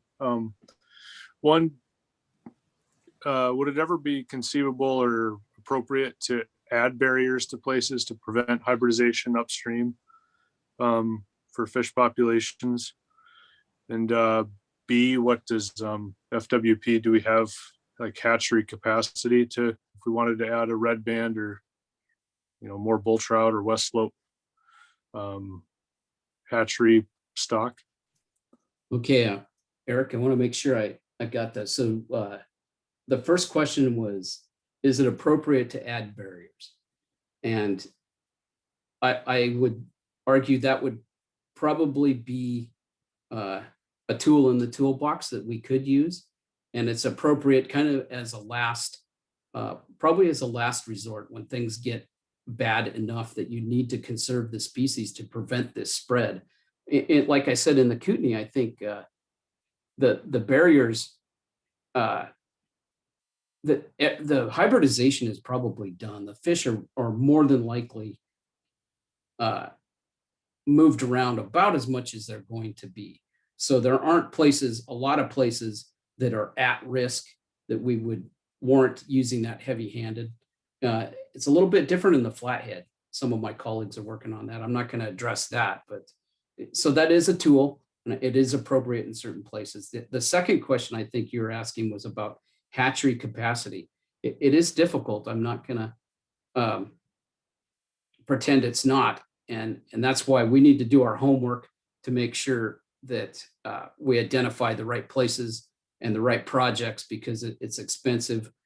It is, I'm not going to lie to you. It's fun to go visit these places and work, and I'm privileged to work in the cabinets and the places that we get to go. But at the same time, it is public resources that we're using to do that. And we need to use that wise, including the use of hatcheries. But we're looking at that and opportunities to squeeze in the red band work.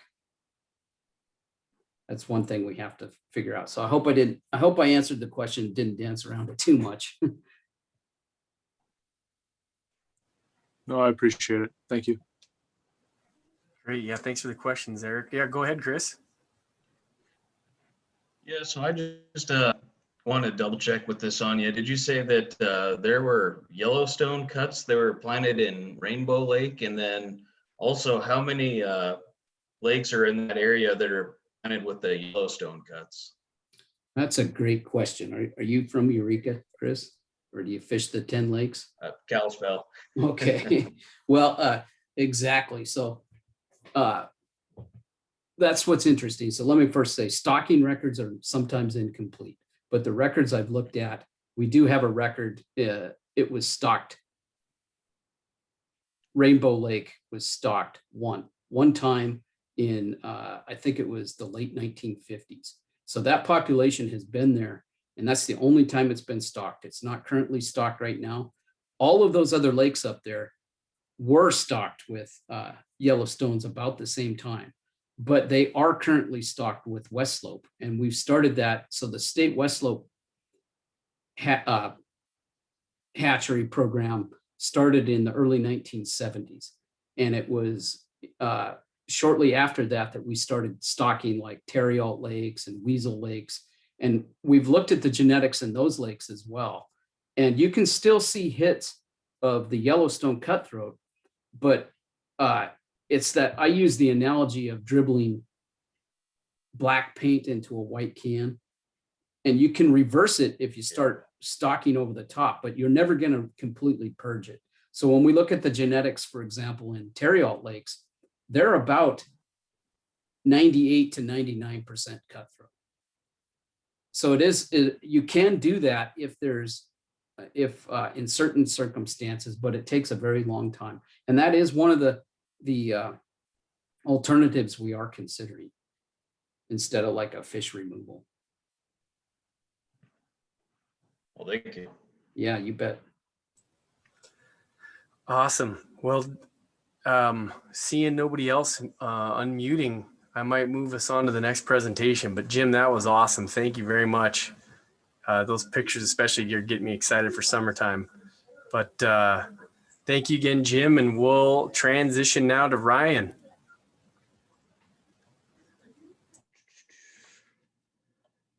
Right, can everybody hear me? So I'm driving two computers at the same time here, so I'm not sure how this is going to work, but yeah, we can hear you loud and clear. Okay.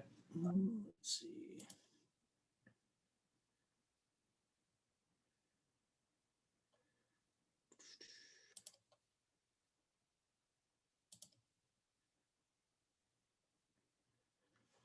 All right, so at least according to the agenda, I'm going to talk about Kootenai River white sturgeon, and if time allows, I will give you at least a couple nuggets of information about burbot and the Kootenai River. So the Kootenai River white sturgeon is one of the rarest fish that we have in the state of Montana. So I'll just give you a little update about the status and kind of where we've been and where we're at and where we're going.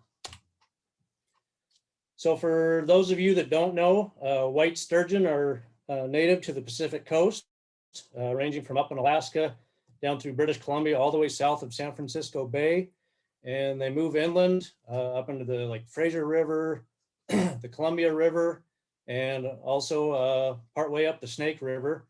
And they do get just barely into Montana. So if you can see right here, they occur in about 20 miles of habitat in Montana. So their upstream barrier occurs at Thompson Falls by Troy.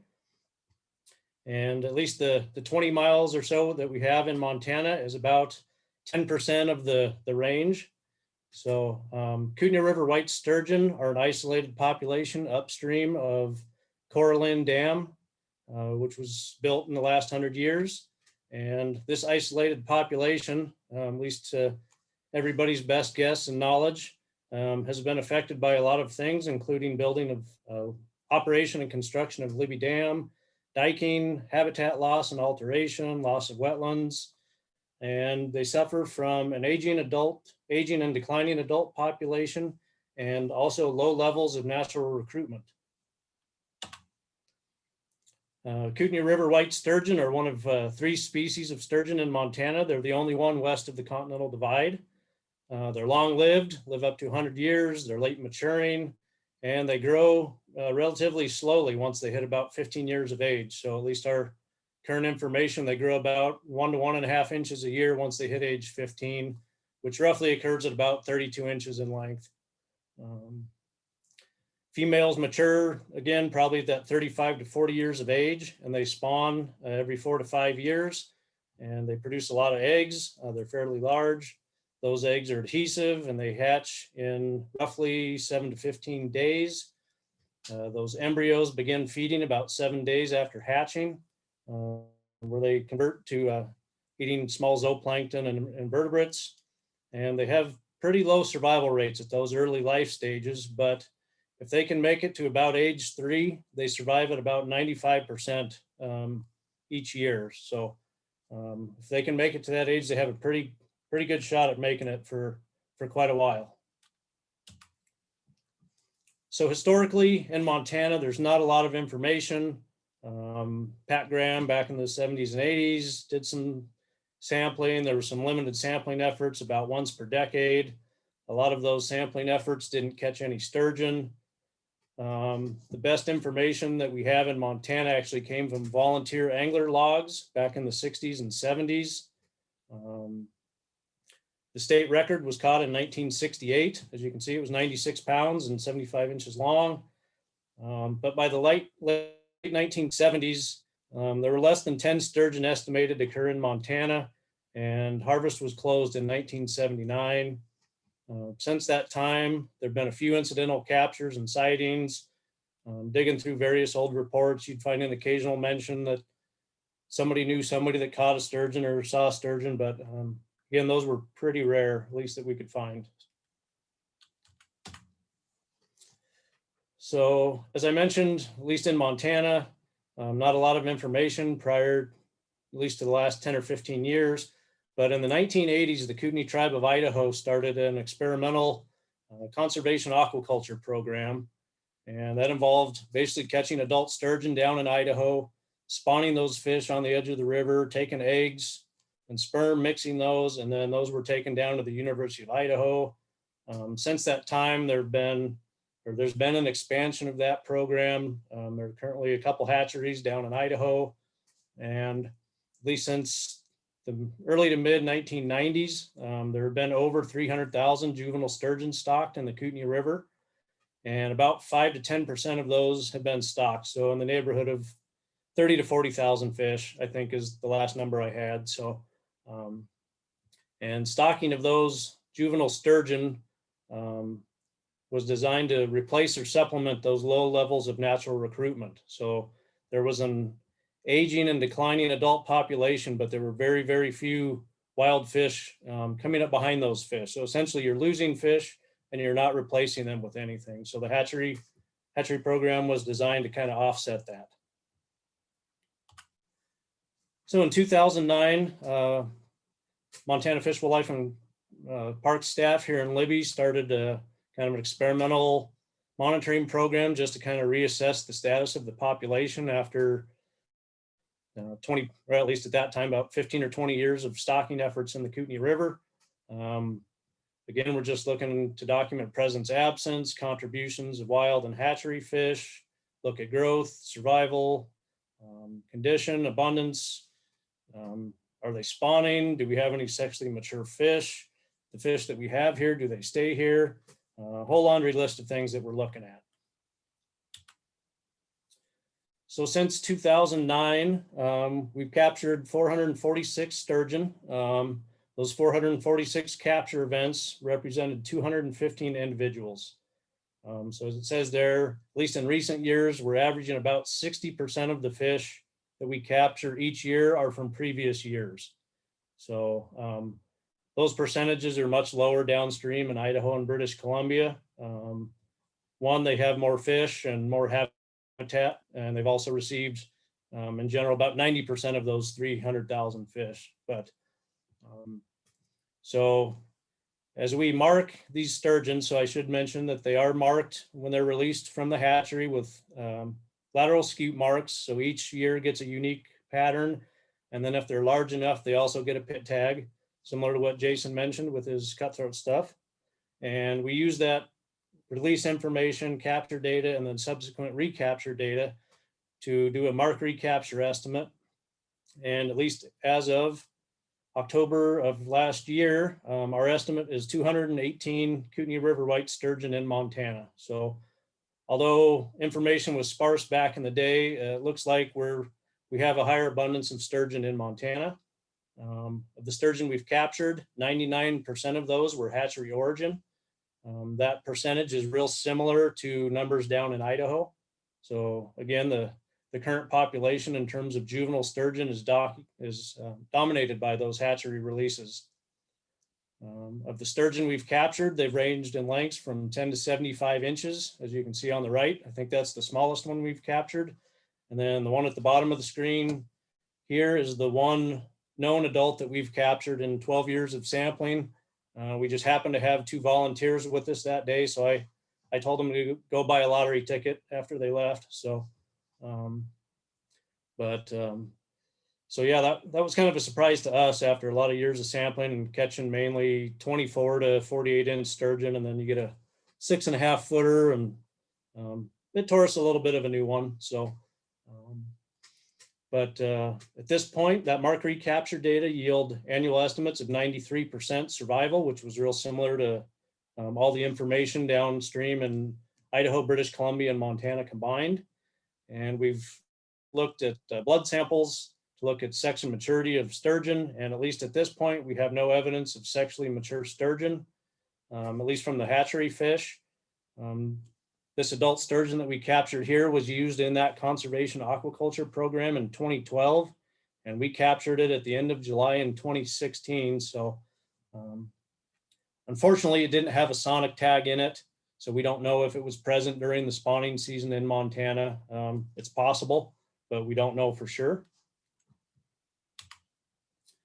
And I also mentioned that we sonic tag and pit tag a lot of these sturgeon just to track their course scale movements through the mark and recapture data, but the sonic tag data allows us to track more detailed and larger scale movements. We put 3 to 10 year sonic tags in these sturgeon, and of the 50 or so that we've tagged, 65% stayed in Montana. So there's an array of about 80 receivers throughout the Kootenai River in Montana, Idaho, and British Columbia. So the odds of them making it past 50 receivers without getting detected is pretty slim. 25% of the sturgeon we tagged left Montana and have since returned at least one time back to Montana, and 10% left without returning. And these 3 graphs on the right are just kind of examples of movements of 3 sturgeon that were all tagged in 2013 and through 2020. So this one on top here, again, this fish, pretty much similar to Jason's cutthroat example. This fish really likes a really small area within about a 1 to 2 mile range in the Kootenai River, where this middle graph, this fish lives over about a 200-mile range in the system. So it's like right here, tagged in Montana, downstream of Bonner's Ferry, back to Montana, down below Bonner's Ferry, back to Montana, all the way down to the west arm of Kootenai Lake, back to Montana, just all over the board. This fish did a similar thing, but it's come back to Montana every year for the last 5 years. So it's pretty tough to make heads or tails of that, but it looks like at least some of these hatchery fish do have an affinity for Montana. Hopefully, when they mature, they will come back and hopefully spawn in Montana. At least that's the hope. We'll see how that goes. So at least at this point, there have only been 2 documented sexually mature hatchery fish, and those were both caught last year in Idaho. They were both males. They were both quite a bit larger than anything we've captured. So I think, well, at least a little bit larger. I think one was about 8 inches longer, and the other one was about 2 feet longer than anything we've caught. So we're going to monitor that moving forward just through our capture information. And we'll see, hopefully we can document some spawning upstream in Montana here in the next 10 years. So where are we going in the future? We're going to continue to work with co-managers. There's a whole bunch of them that I have on the next slide. And we're going to hopefully continue to adaptively manage and monitor the species.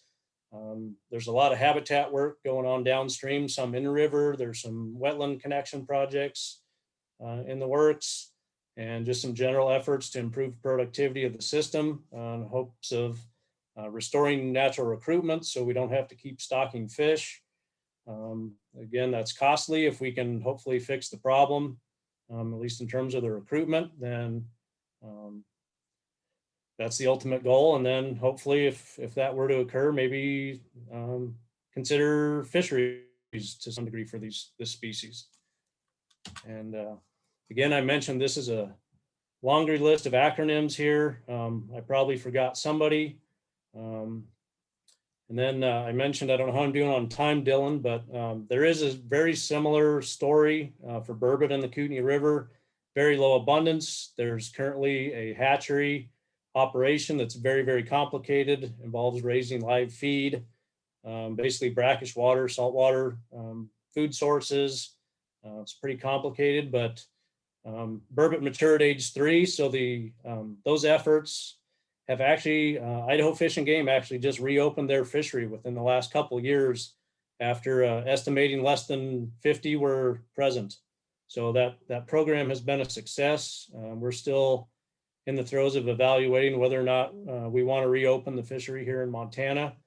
British Columbia has no immediate plans to reopen their fishery. Again, we're working with the co-managers to kind of work through where to stock burbot, how many, what life stage. There's obviously a lot of permitting when you get into state boundaries and transport of fish, and has come up already today. So again, I guess I'd be happy to answer any questions anybody may have. Like I say, it seemed like sturgeon and burbot was a little too much, but stories are a little similar. But with that, I'll take any questions. Awesome, Ryan. Yeah, go ahead, Chris. I was wondering, have we found any of those burbot up in Montana yet that they stocked, or not yet? Yes, we have. I don't know the numbers off the top of my head, but I think based on the genetic analysis of PBT, and a few have been pit tagged that were pit tagged prior to release down in Idaho. So similar to the sturgeon, I didn't mention, I think 80% of the individuals that we can track stocking records were actually stocked in Idaho and British Columbia. So they're moving upstream, and I would suspect it's similar with burbot. Most of them are getting stocked downstream, and there's going to be some percentage that, I mean, they move everywhere. You stock them in Idaho and they end up down at the Lardot River, north arm of Kootenai Lake. So, but yeah, we are seeing some of those fish up in Montana. So. Yeah, thank you. Awesome. Yeah, really interesting. Any other questions out there? Eric, go ahead. Yeah, hey, I really appreciate the sturgeon presentation. Is the Kootenai Falls, are they the natural barrier for sturgeon, or is it the Libby Dam that's the natural barrier, or that's the barrier right now for going upstream? Yeah, so there's basically Kootenai Falls is considered the upstream extent basically of their distribution. Digging through the old reports, there were some unverified reports of sturgeon upstream of Kootenai Falls. I think it was back in the 70s or 80s. We actually put 5 in Kootenai. 4 of those were caught within like a year up in, I think, cotton harvested up in British Columbia. So in theory, there still could be one out there in Kootenai, but there's not a lot of real good sturgeon habitat upstream of Kootenai Falls. They kind of like the bigger, deeper, slower holes. And there just aren't a lot of those upstream of Kootenai Falls. So the gradient's a lot steeper. Yeah. But and then what kind of spawning habitat do sturgeon require? I'm just not familiar with them. Yeah, so generally cobble gravel, higher velocity, and kind of issues with the recruitment is down in Idaho, they're currently spawning over sand and clay shelves. And those sturgeon eggs are adhesive. So if they get in the sand, that sand just sticks to the eggs and they suffocate. Okay. So a lot of these habitat projects are aiming to get resting habitat and coax those fish further upstream. So there's some efforts, working with dam operators and flows, water temperatures to try and coax those fish further upstream. There's some initial semi-promising results to that extent, but we've only seen, I think, 4 sonic tagged sturgeon in Montana, and most of those showed up in like September. And we suspect they were following the Kootenai run up from Kootenai Lake, not actually spawning. So, but time will tell, I guess. Hopefully some of those fish will start showing up, at least at like the Moye River, somewhere further upstream. And at least in the last couple of years, a few fish have started to move further upstream. And it may be the first time that they've seen these new habitat conditions. If they spawned 5 years ago and then you go make a bunch of pools and then they come back and, well, this is different, Yeah. But, time will tell. Unfortunately, they mature so late. A burbot matures at 3 years old. Some of these sturgeon may not mature for another 15, 20 years. And they're already 20 or 30 years old. So unfortunately, it's a long waiting game. Yeah. To some extent, which is frustrating to some, but. All right.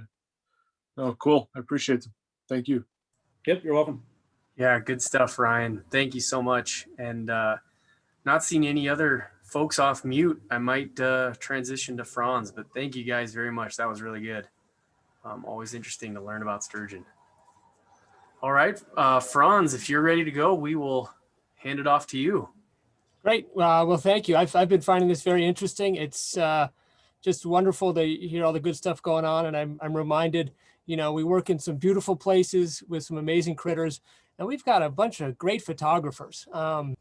I'm a restoration ecologist, and, you know, as such, I tend to work in impaired or kind of broken systems. And so I certainly get to play a little bit in these beautiful habitats, but I'm often working in areas that need a little help.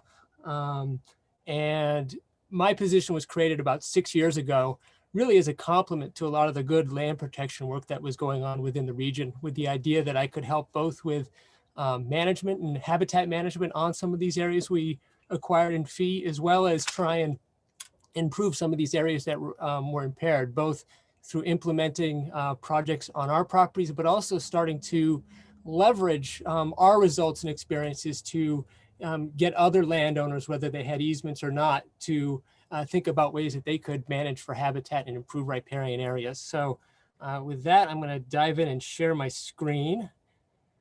And right here.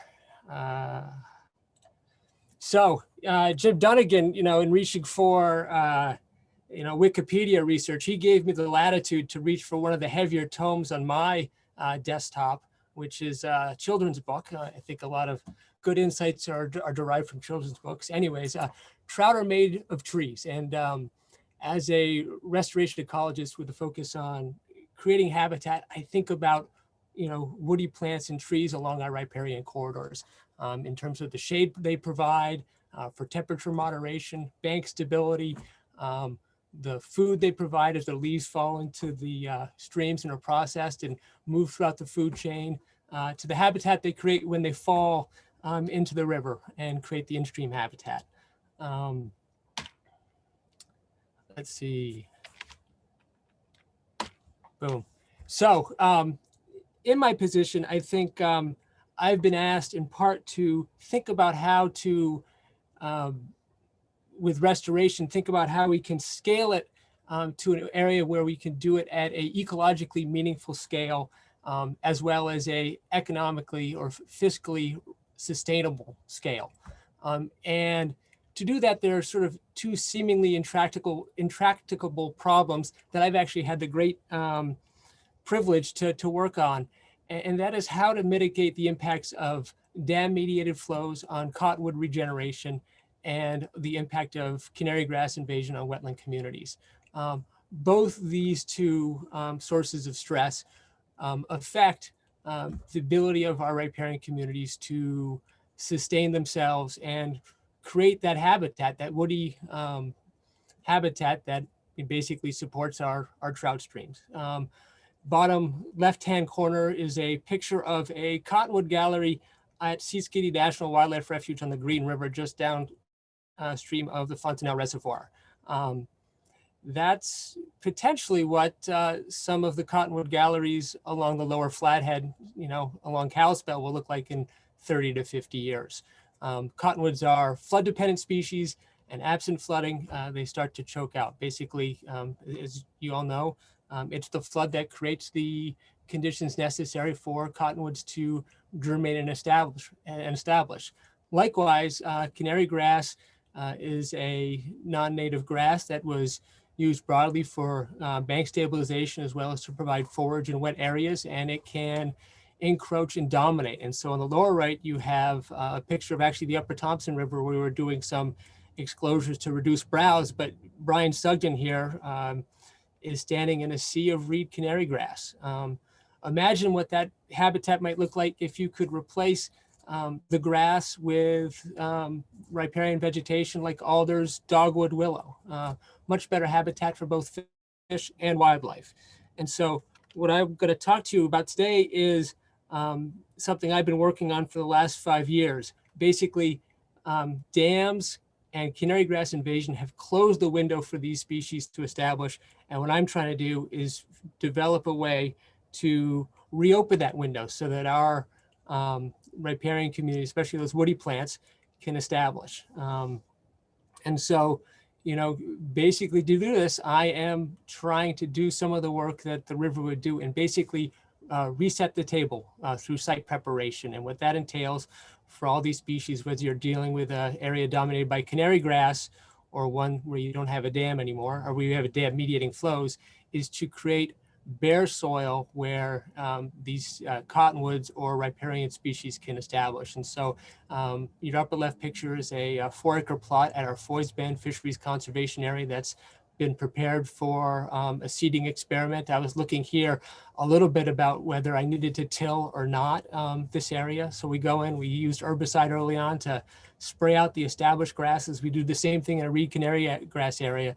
And then we use a mix of either raking, sometimes a little burning, to try and get down to that bare soil. And then once the seed rain comes, we use a little bit of irrigation. And then I have an herbicide cocktail that helps keep that window of establishment open simply by managing weeds and grasses, trying to reduce competition through the early phases of establishment. And this is going to be a whirlwind tour here. Again, I started about 5 years ago, and every year as kind of things have been looking promising, I've scaled up. So I think I started the first year with maybe a 600 square foot plot. Here is our work last year. This is a 4-acre plot at Foys Bend. We had another 2 acres in other areas on the property as well that we were seeding this year. And I'm just going to walk you quickly through what the results look like. So this is the site's prepped, ready for seeding. Most of this is natural seed rain. About a month and a half later, this is what that plot looks like. And you can see it's just a dense, I won't say jungle yet, but it's, you can see the cottonwoods starting to establish.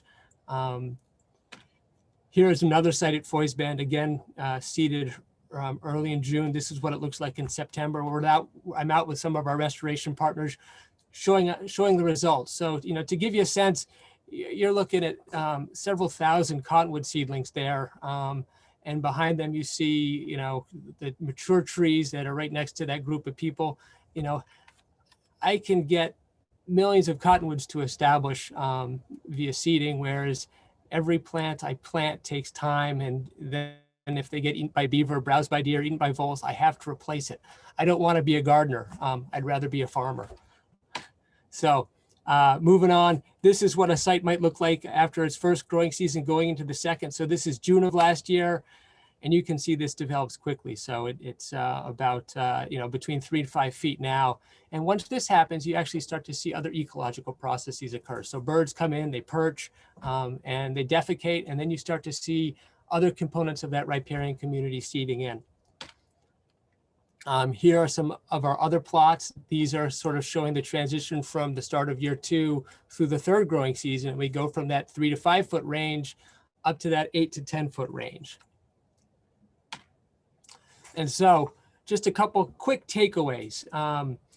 First off, it's not rocket science. All I'm doing is preparing the soil and creating that window of opportunity. The thing is, not many people have tried it before. So it's new and exciting, at least for me. In the Flathead Valley, downstream of the old steel bridge, I think I'm limited really only by the availability of irrigation equipment. We have great soils anywhere that's a field or even, I'm thinking canary grass even, it wouldn't be hard to develop similar results. And as I gain confidence that this is something that we can scale and apply elsewhere, we're moving beyond Foys Bend. There's an opportunity potentially at Raccoons where we've got that perennial creek that runs through there where we can try and establish a little more of a riparian buffer along that stream using this approach. Diamond D Ranch, where we hold a conservation easement. I'll be working with them next year to seed 6 acres of 100-foot buffer for them. Working with a landowner along Egan Slough, working with the Army Corps at the Libby Dam Recreation Area to employ this there, as well as the Kootenai National Forest on the Kootenai River. This is exciting. I'm cautiously optimistic that we have a technique that can be broadly used, is economical, and in the end could be applied not just within Western Montana, but throughout the region and the Rocky Mountain West. So over the next couple of years, we'll continue to experiment and, try and, figure out where some hiccups are and adapt. But again, I've gone from doing 600 square feet a year now to about 10 acres a year, next year 20, and we'll see where we go from there. And with that, I'm going to stop sharing my screen and I'll take questions. Franz, that's incredible work. Really cool presentation. Thank you. Yeah, questions out there for Franz? Yeah, Franz, Eric here. As you know, I have relationships with some of the farmers in Lower Valley, and I think they'd be excited about some of your work. What do you anticipate like a cost per acre would be once you've got this system dialed, if landowners wanted to employ something like this for kind of erosion control and other things like that, and just habitat restoration? Yeah, I don't have a cost per acre yet. I can tell you it's a lot less than trying to plant. To give you a sense, site prep is really 2 days. I go in the fall and I spray out the grasses. At the Diamond Bee Ranch, they worked with their neighbor to burn off that area. And then at Foy's Bend, where we have an adjacent cottonwood gallery, I get a natural seed rain. I also have developed a way with folks here to collect seed off the river, but in many settings that's not necessary. And then it's just setting up the irrigation. So you think about the cost, raising, irrigated alfalfa out here, somewhat comparable. Yeah, and actually, it's working with the growers in the area that has helped me come up with some of these ideas. And the irrigation equipment I'm using is courtesy of Mark Siderius, and he showed me how to move hand line and laughed at the fact that I didn't do it as a kid. Are you looking for more test subjects? I'm a mad scientist. I'm looking for more. Yeah, absolutely. I'd be happy to talk to anyone. Again, I've been cautious about this. So, again, I've been doing this now, entering my 5th season. This is the first, winter season I'm starting to talk to folks and say, let's try this. So I've purposely targeted areas where, I've got working relationships where I think there's good possibility, and also where, if it doesn't work, they can, seed it back to something else. So, yeah, and I've, I know I've worked with your neighbors a little bit too on some plantings as well, and they would be, I'd be interested in talking to them about this approach as well.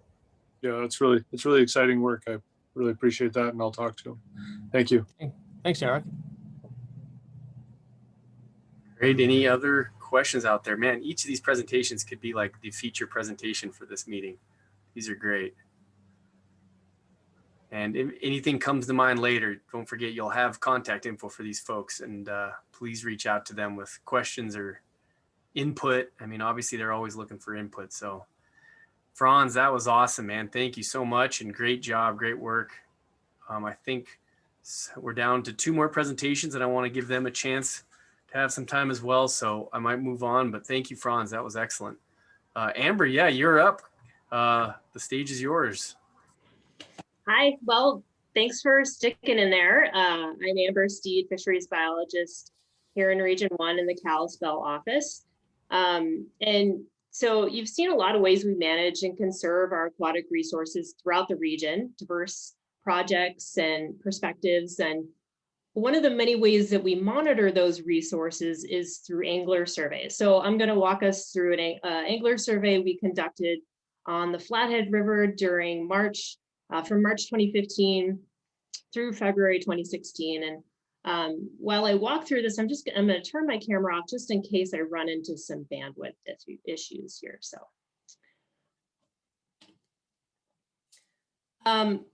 but before I get into the details of the presentation, which I'm trying to, there we go.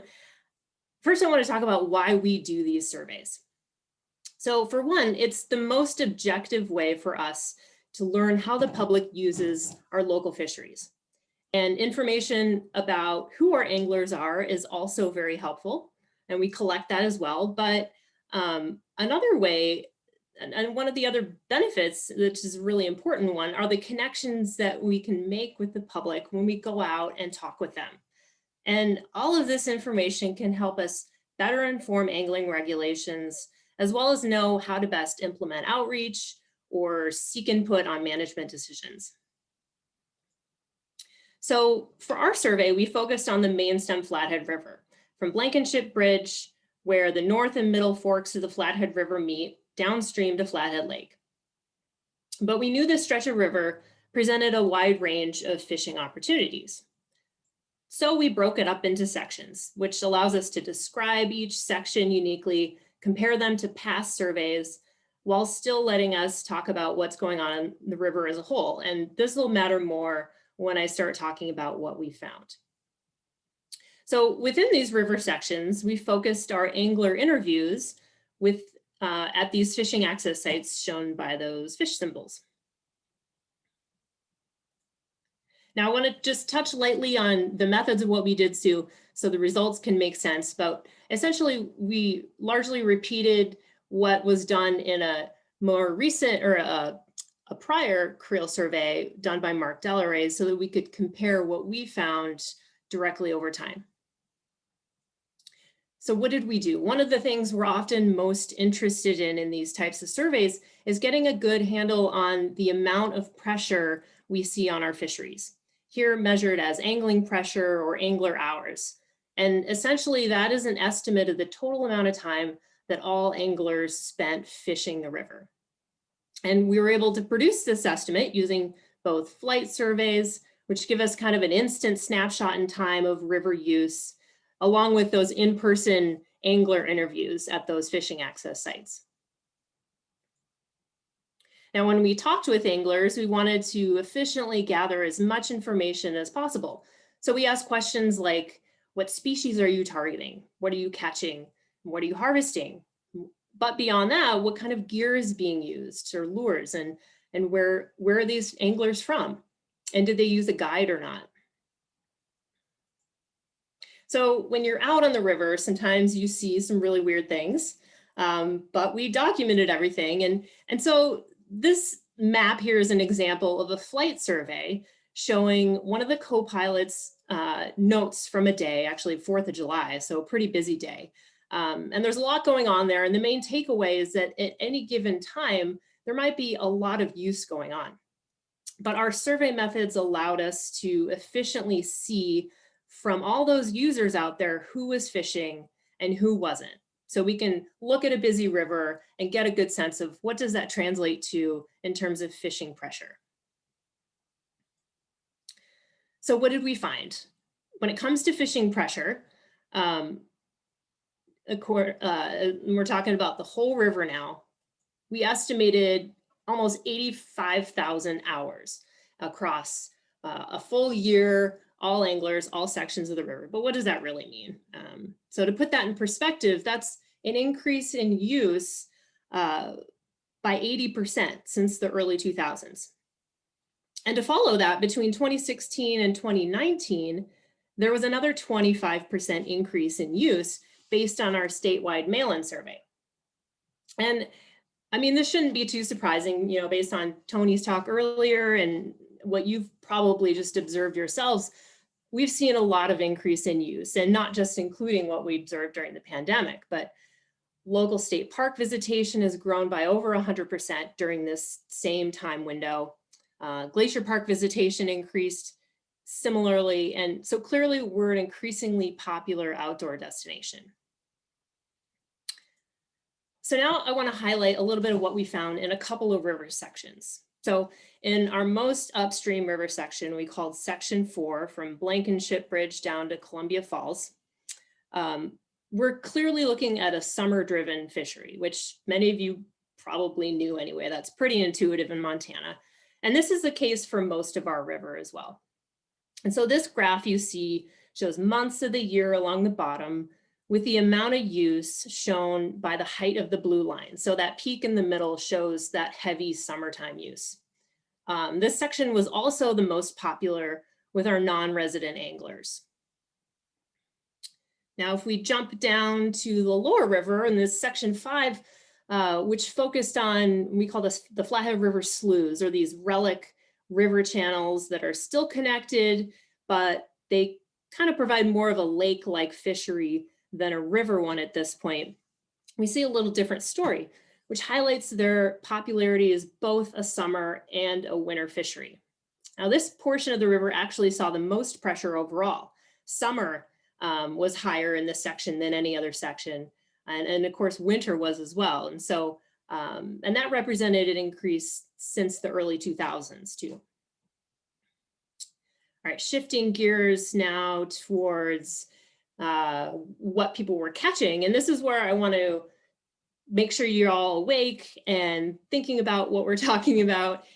In those past couple of slides where I showed the amount of use in the upper section and the lower section, and if you have any kind of knowledge about what kind of fisheries we might have in those sections, I would ask if anyone has a guess as what the most caught fish species was throughout the whole river during the entire year of this study. Any top guesses? Whitefish. No, that's a good guess. And that was actually the answer during the early 2000s. But it's actually yellow perch. And that might seem counterintuitive because most of the river does not have yellow perch in it. But if you think about the popularity of those sloughs, which are much more like lakes, and especially the winter popularity, it starts to make more sense that these could be the most caught fish. But then coming in second was actually our native Westslope cutthroat trout, and providing, which are abundant throughout all the sections that we covered. And so providing a native trout fishery. Also, when we talked to anglers about what they were targeting, this was the most targeted species when they actually identified a fish. Most of the time, people are happy to catch whatever they're going to catch, but this one they pointed out. And then the third, lake whitefish. Now, when it comes to harvest, we saw a little bit different story. Here, lake whitefish was at the top of the list. And this is, for those of you who don't know, this is a fall, early winter fishery. Most of the time, these fish just reside in Flathead Lake, but they move up into the river to spawn in the fall, and they're very popular eating fish. And so people really try to target them. So they were the most harvested fish. Second most was this category we call other, which includes fish caught for bait purposes, most of the time, including minnow species like northern pike minnow, peamouth chub, mostly in the lower river. And then northern pike also in the lower river. Okay, shifting again, I mentioned we gathered information about the type of angling gear used. So here's a snapshot at that section 4 again. So now we're looking at use over time, early 2000s to 2016. And along the bottom, you have different gears that people typically use. So not a lot has changed. Fly angling is still most popular in that section. Saw a little bit of a dip, but it actually overall the sections in the course of the year, fly angling increased in popularity since the early 2000s. And also information we collected, particularly in this section, helped inform the single point regulation change in 2020 that Leo's going to touch on in his next talk. So this last and final graph shows 2 lines here, and this is focused on boaters. So boaters who are fishing and boaters who are not fishing. So again, along the bottom, you have months of the year, and the dark blue line shows people who are fishing from a boat. The light blue are people just floating for fun, not fishing along or not fishing at all. And to the point I made earlier about perceived versus actual angling pressure, when you see a busy river and you see some people fishing, it's hard to know, well, how much of this busy river is actually equal people actually fishing. And so this shows that actually most of the year that people out there in a boat are fishing, but it's only just over half. And then also during summer, mainly June, July, you do have more people floating who are not fishing. So depending on the time of year you're looking at, you might have some anglers outweighing the floaters and vice versa. But we have seen a major uptick in angling over the past 20 years. So, but a lot of people are still just recreationally floating during the summer months. So to close, we do owe all of this information is thanks to our anglers that we were able to talk to.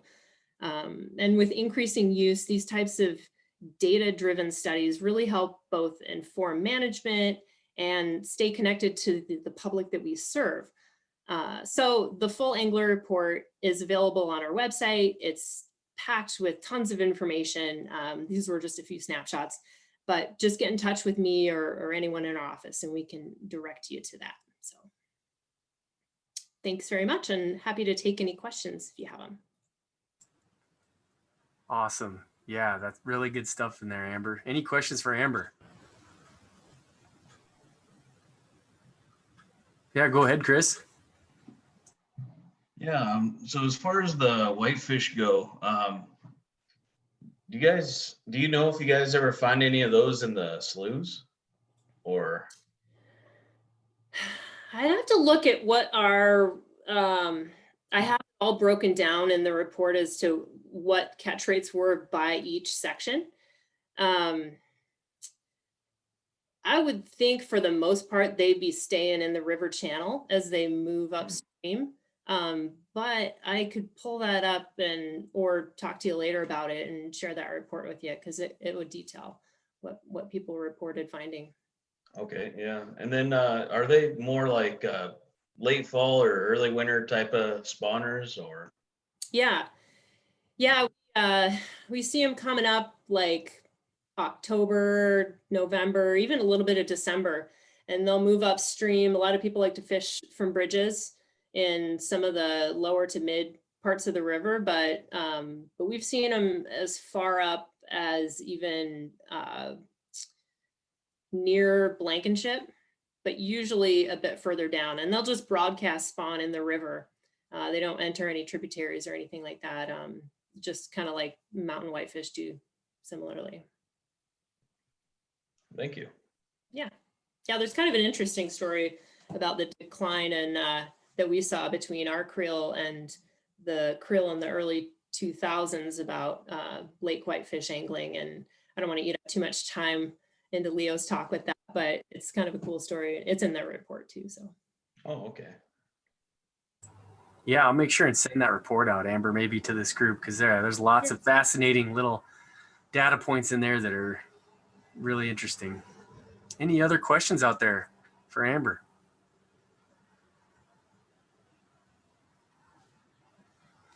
Well, thank you so much, Amber. Great presentation, Thanks. Great work, and really good stuff.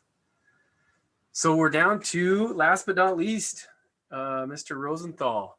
So Leo, you get to bat cleanup here for us, and then we will adjourn for the night, but it's all yours, Leo.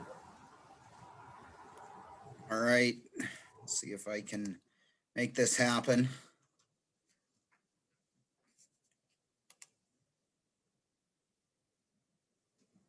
Are you guys seeing my slideshow?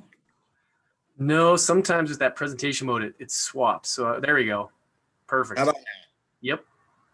All right, great. Well, thanks for letting me talk tonight.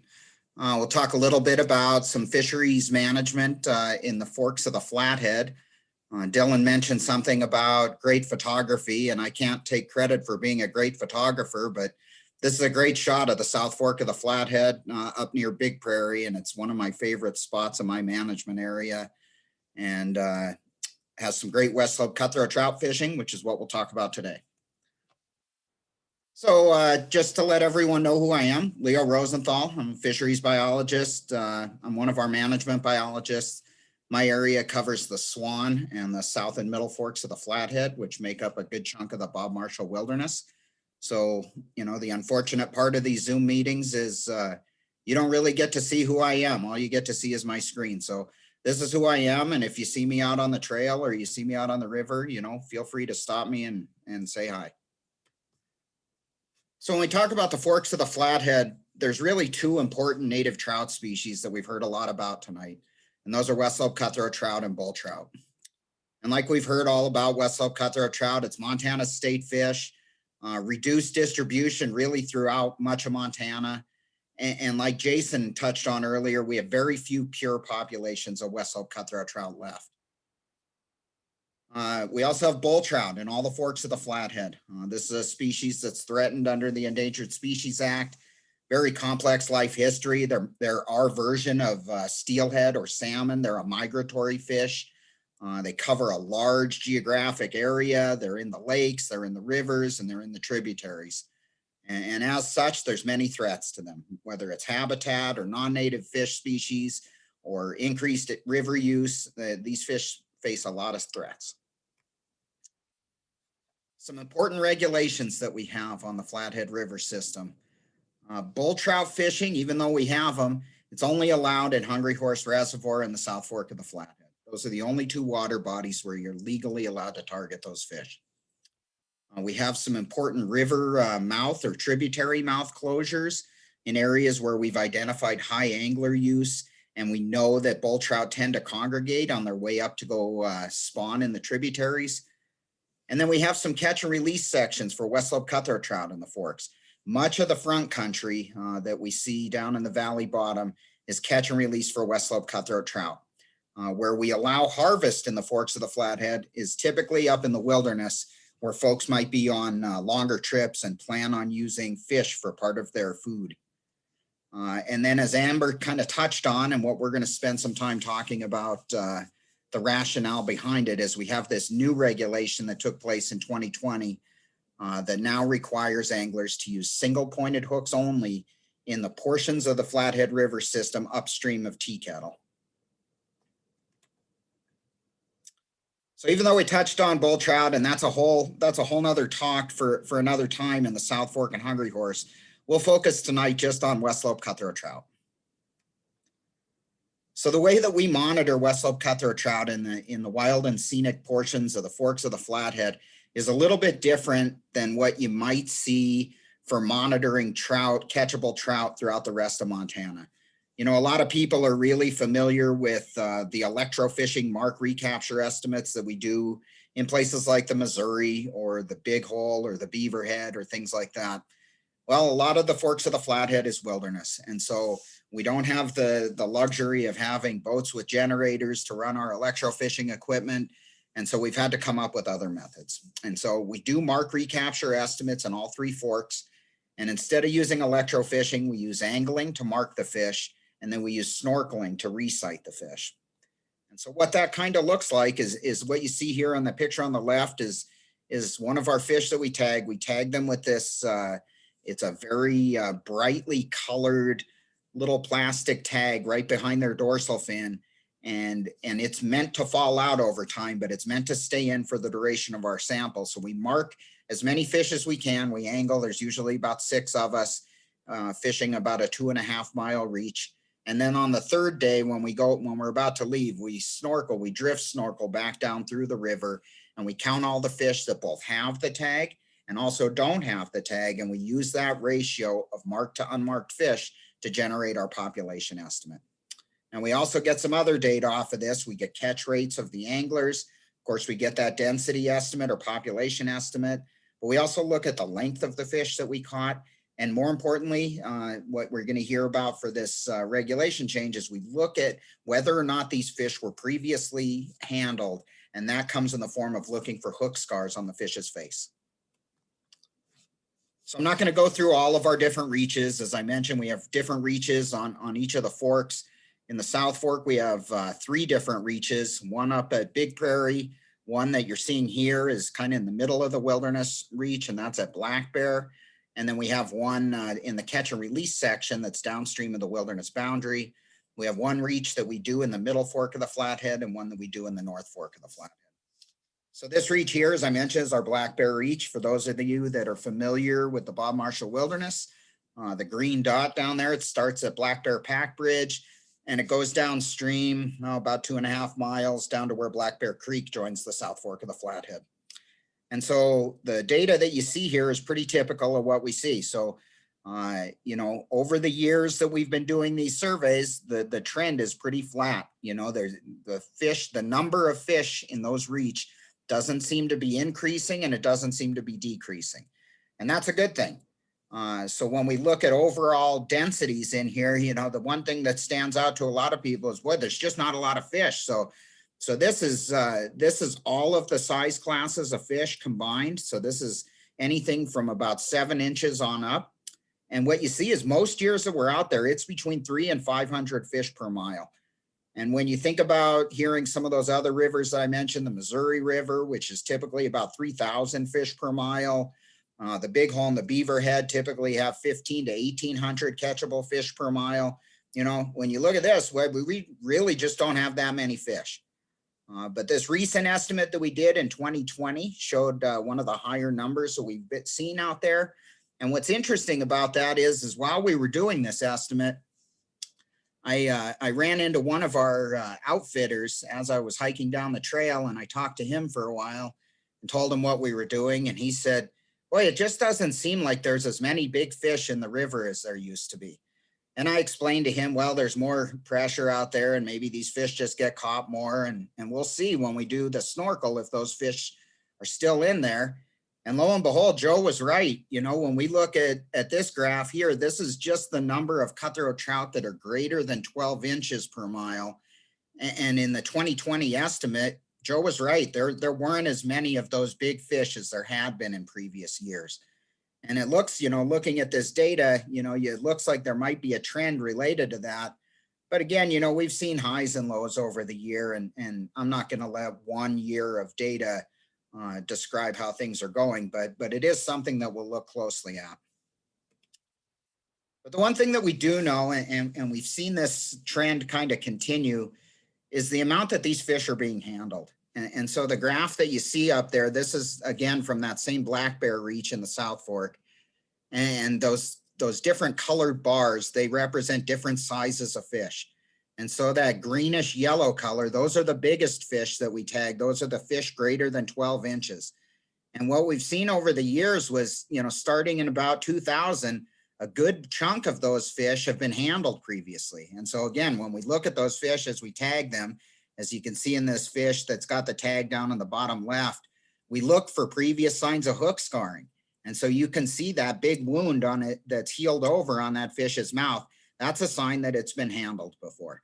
And so we've seen that stay at about 40% of those fish over 12 inches up until this last year. And again, remember, we didn't catch that many of these fish that were over 12 inches. And what's more, you know, alarming or interesting about this data is to look at actually the trend of those red bars. So those red bars are actually the fish that are between 10 and 12 inches. And now with less of those 12-inch and greater fish, they make up a greater percentage of the fishery that's out there. And we see anglers catching them, and we're even starting to see about 40% of the fish between 10 and 12 inches have signs of hook scarring. The photos that you see on the right, you know, this is my famous Jimmy Kimmel and Huey Lewis photo. Jimmy and Huey did a nice trip through the South Fork that was well publicized. There were lots of photos on the internet, and the two things that stuck out to me was the two photos. Here's Huey and Jimmy with a double. Huey's fish is missing part of its mouth structure. And then this bottom picture of Jimmy Kimmel, that's a really nice cutthroat that he has. But again, it's also missing one of its maxillaries. So, you know, not signs that these fish aren't doing well, but signs that they are being handled a lot. And that shouldn't be any surprise when you look at the overall pressure in the forks of the Flathead.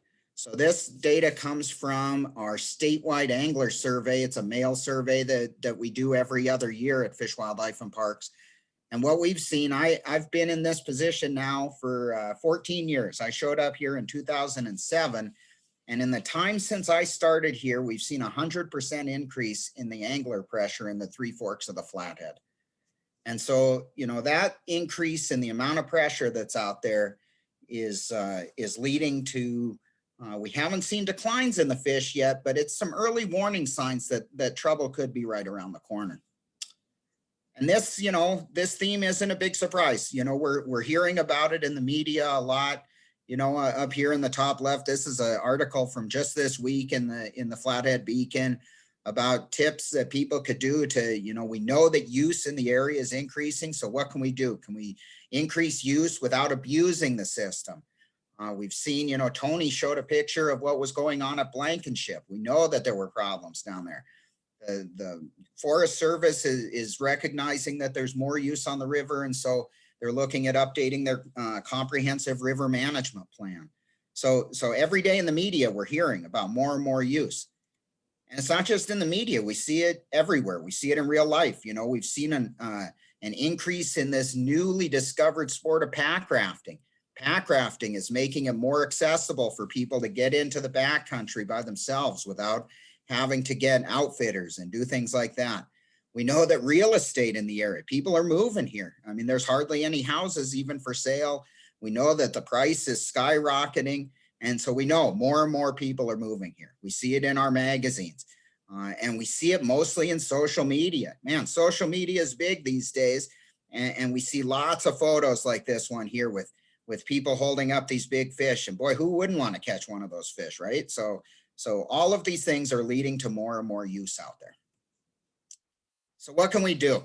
So the first thing that we've been doing is trying to up our educational opportunities. You know, a number of years ago, we put out this brochure on some techniques that people could do to reduce the stress of catch and release angling. You know, don't play the fish to exhaustion. Keep the fish wet. You know, if you're going to take photos of them, boy, these are two great photos over here of bull trout in the South Fork of the Flathead. And neither of these guys had to even take their fish out of the water. And you know, those are great photos. I think they're about as tasteful as it gets when it comes to trophy fish photos. So an educational outreach opportunity there. And then as Amber mentioned, you know, in 2020, we went for this regulation change. And this one came with a lot of trepidation and a lot of thought on our end. And this is something that's been coming up really since I started my career up here. And we felt that in 2020, it was the right move to make. And so we went to single pointed hooks only, which basically did away with the use of treble hooks in the forks of the Flathead upstream of Tea Kettle FAS. The nice thing is this regulation change, it still allows for all different types of tackle. You can still fish a Rapala. You could still fish a spinner. You could fish every type of lure that you would want to use, but you need to replace that treble hook with a single pointed hook. Even if it's got multiple points of attachment, like some of those Rapalas do, you can still use them, but instead everywhere that there was a treble hook on there, now it's got to be a single pointed hook. And we felt that this was the right thing to do, that recognizing that we're seeing an increase in use, we felt that we were being proactive rather than reactive. So many times we're criticized for waiting until it's too late, and then we're being reactive to something. So we felt this was the right thing to do, and I think that it still is. So where do we go from here? Well, you know, again, this data that I showed earlier, we do those statewide angler surveys every other year. And as we all know, 2020 was a big year for us out here. You know, it felt like there was a lot more people, and there probably were. And we're hearing again, boy, look out for 2021. There's going to be even more. So it'll be interesting to see if this trend in angler use continues. And so it raises the importance of both that single pointed hook regulation, but also for us to get some more information. And so that's why starting in 2022, summer of 2022, we're going to continue with that work that Amber did in the main stem of the Flathead. And we're going to take that to the three forks of the Flathead and do an angler survey to get a better handle on the pressure, gear types being used, and the number of fish being caught.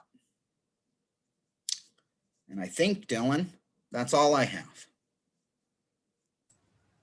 Awesome. Thank you, Leo. Really fascinating stuff there. Any questions for Leo? I have a question for Leo.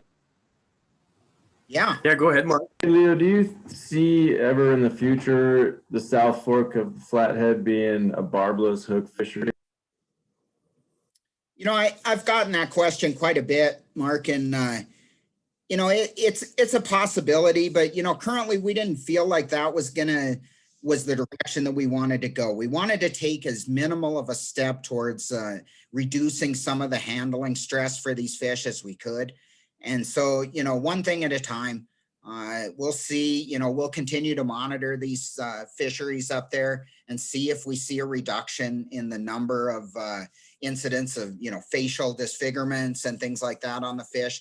But it's certainly a possibility. You know, the more use that we're seeing on these rivers, again, there's very few of these cutthroat trout in the stream. And so every one of them is very important, that we want to make sure that we're recreating responsibly, that our recreation isn't starting to have population level impact. So, you know, if we find that boy, this fishery still can't handle the amount of angling pressure that's going on out there, then that would probably be another step that we could take.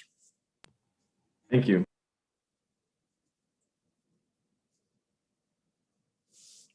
Question as far as Hungry Horse Reservoir goes.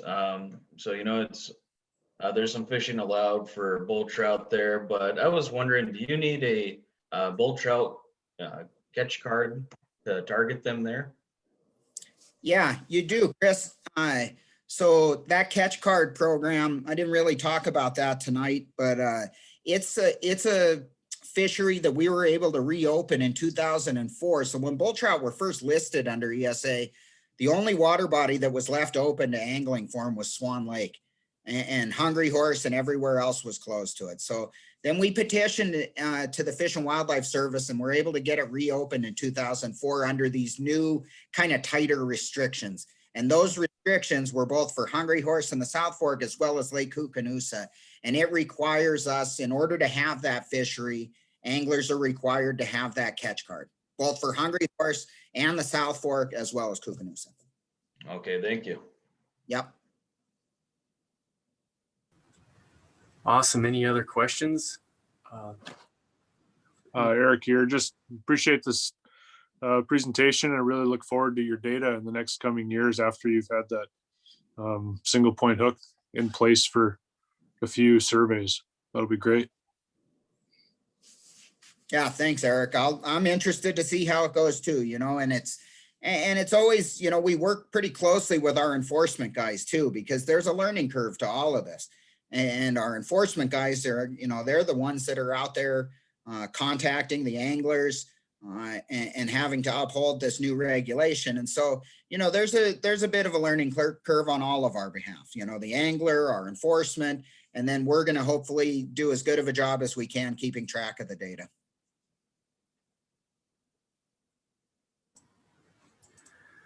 Awesome. Well, lots of stuff covered here tonight. Any other parting questions before we call it a night? Just pausing for a moment. Thank you, Leo. That was a really great presentation. Really appreciate it. And appreciate all the biologists and everybody here tonight for giving a lot of good information for our CIC members. And thank you for all the CIC members. So this wraps up the night. I guess just a reminder, we'll be getting out the date for our kind of season ending celebration get together here soon. And we'll have a chance for kind of a one final roundtable too from all the CIC members. You'll be able to kind of end the season with any parting thoughts or discussion items, anything that's on your mind before we call it a season before next fall. So thanks again for everybody tuning in tonight. I appreciate it. And we'll see you next time. Yep. Thanks all for excellent presentations. Hope everyone enjoyed the fisheries quencher. A lot going on.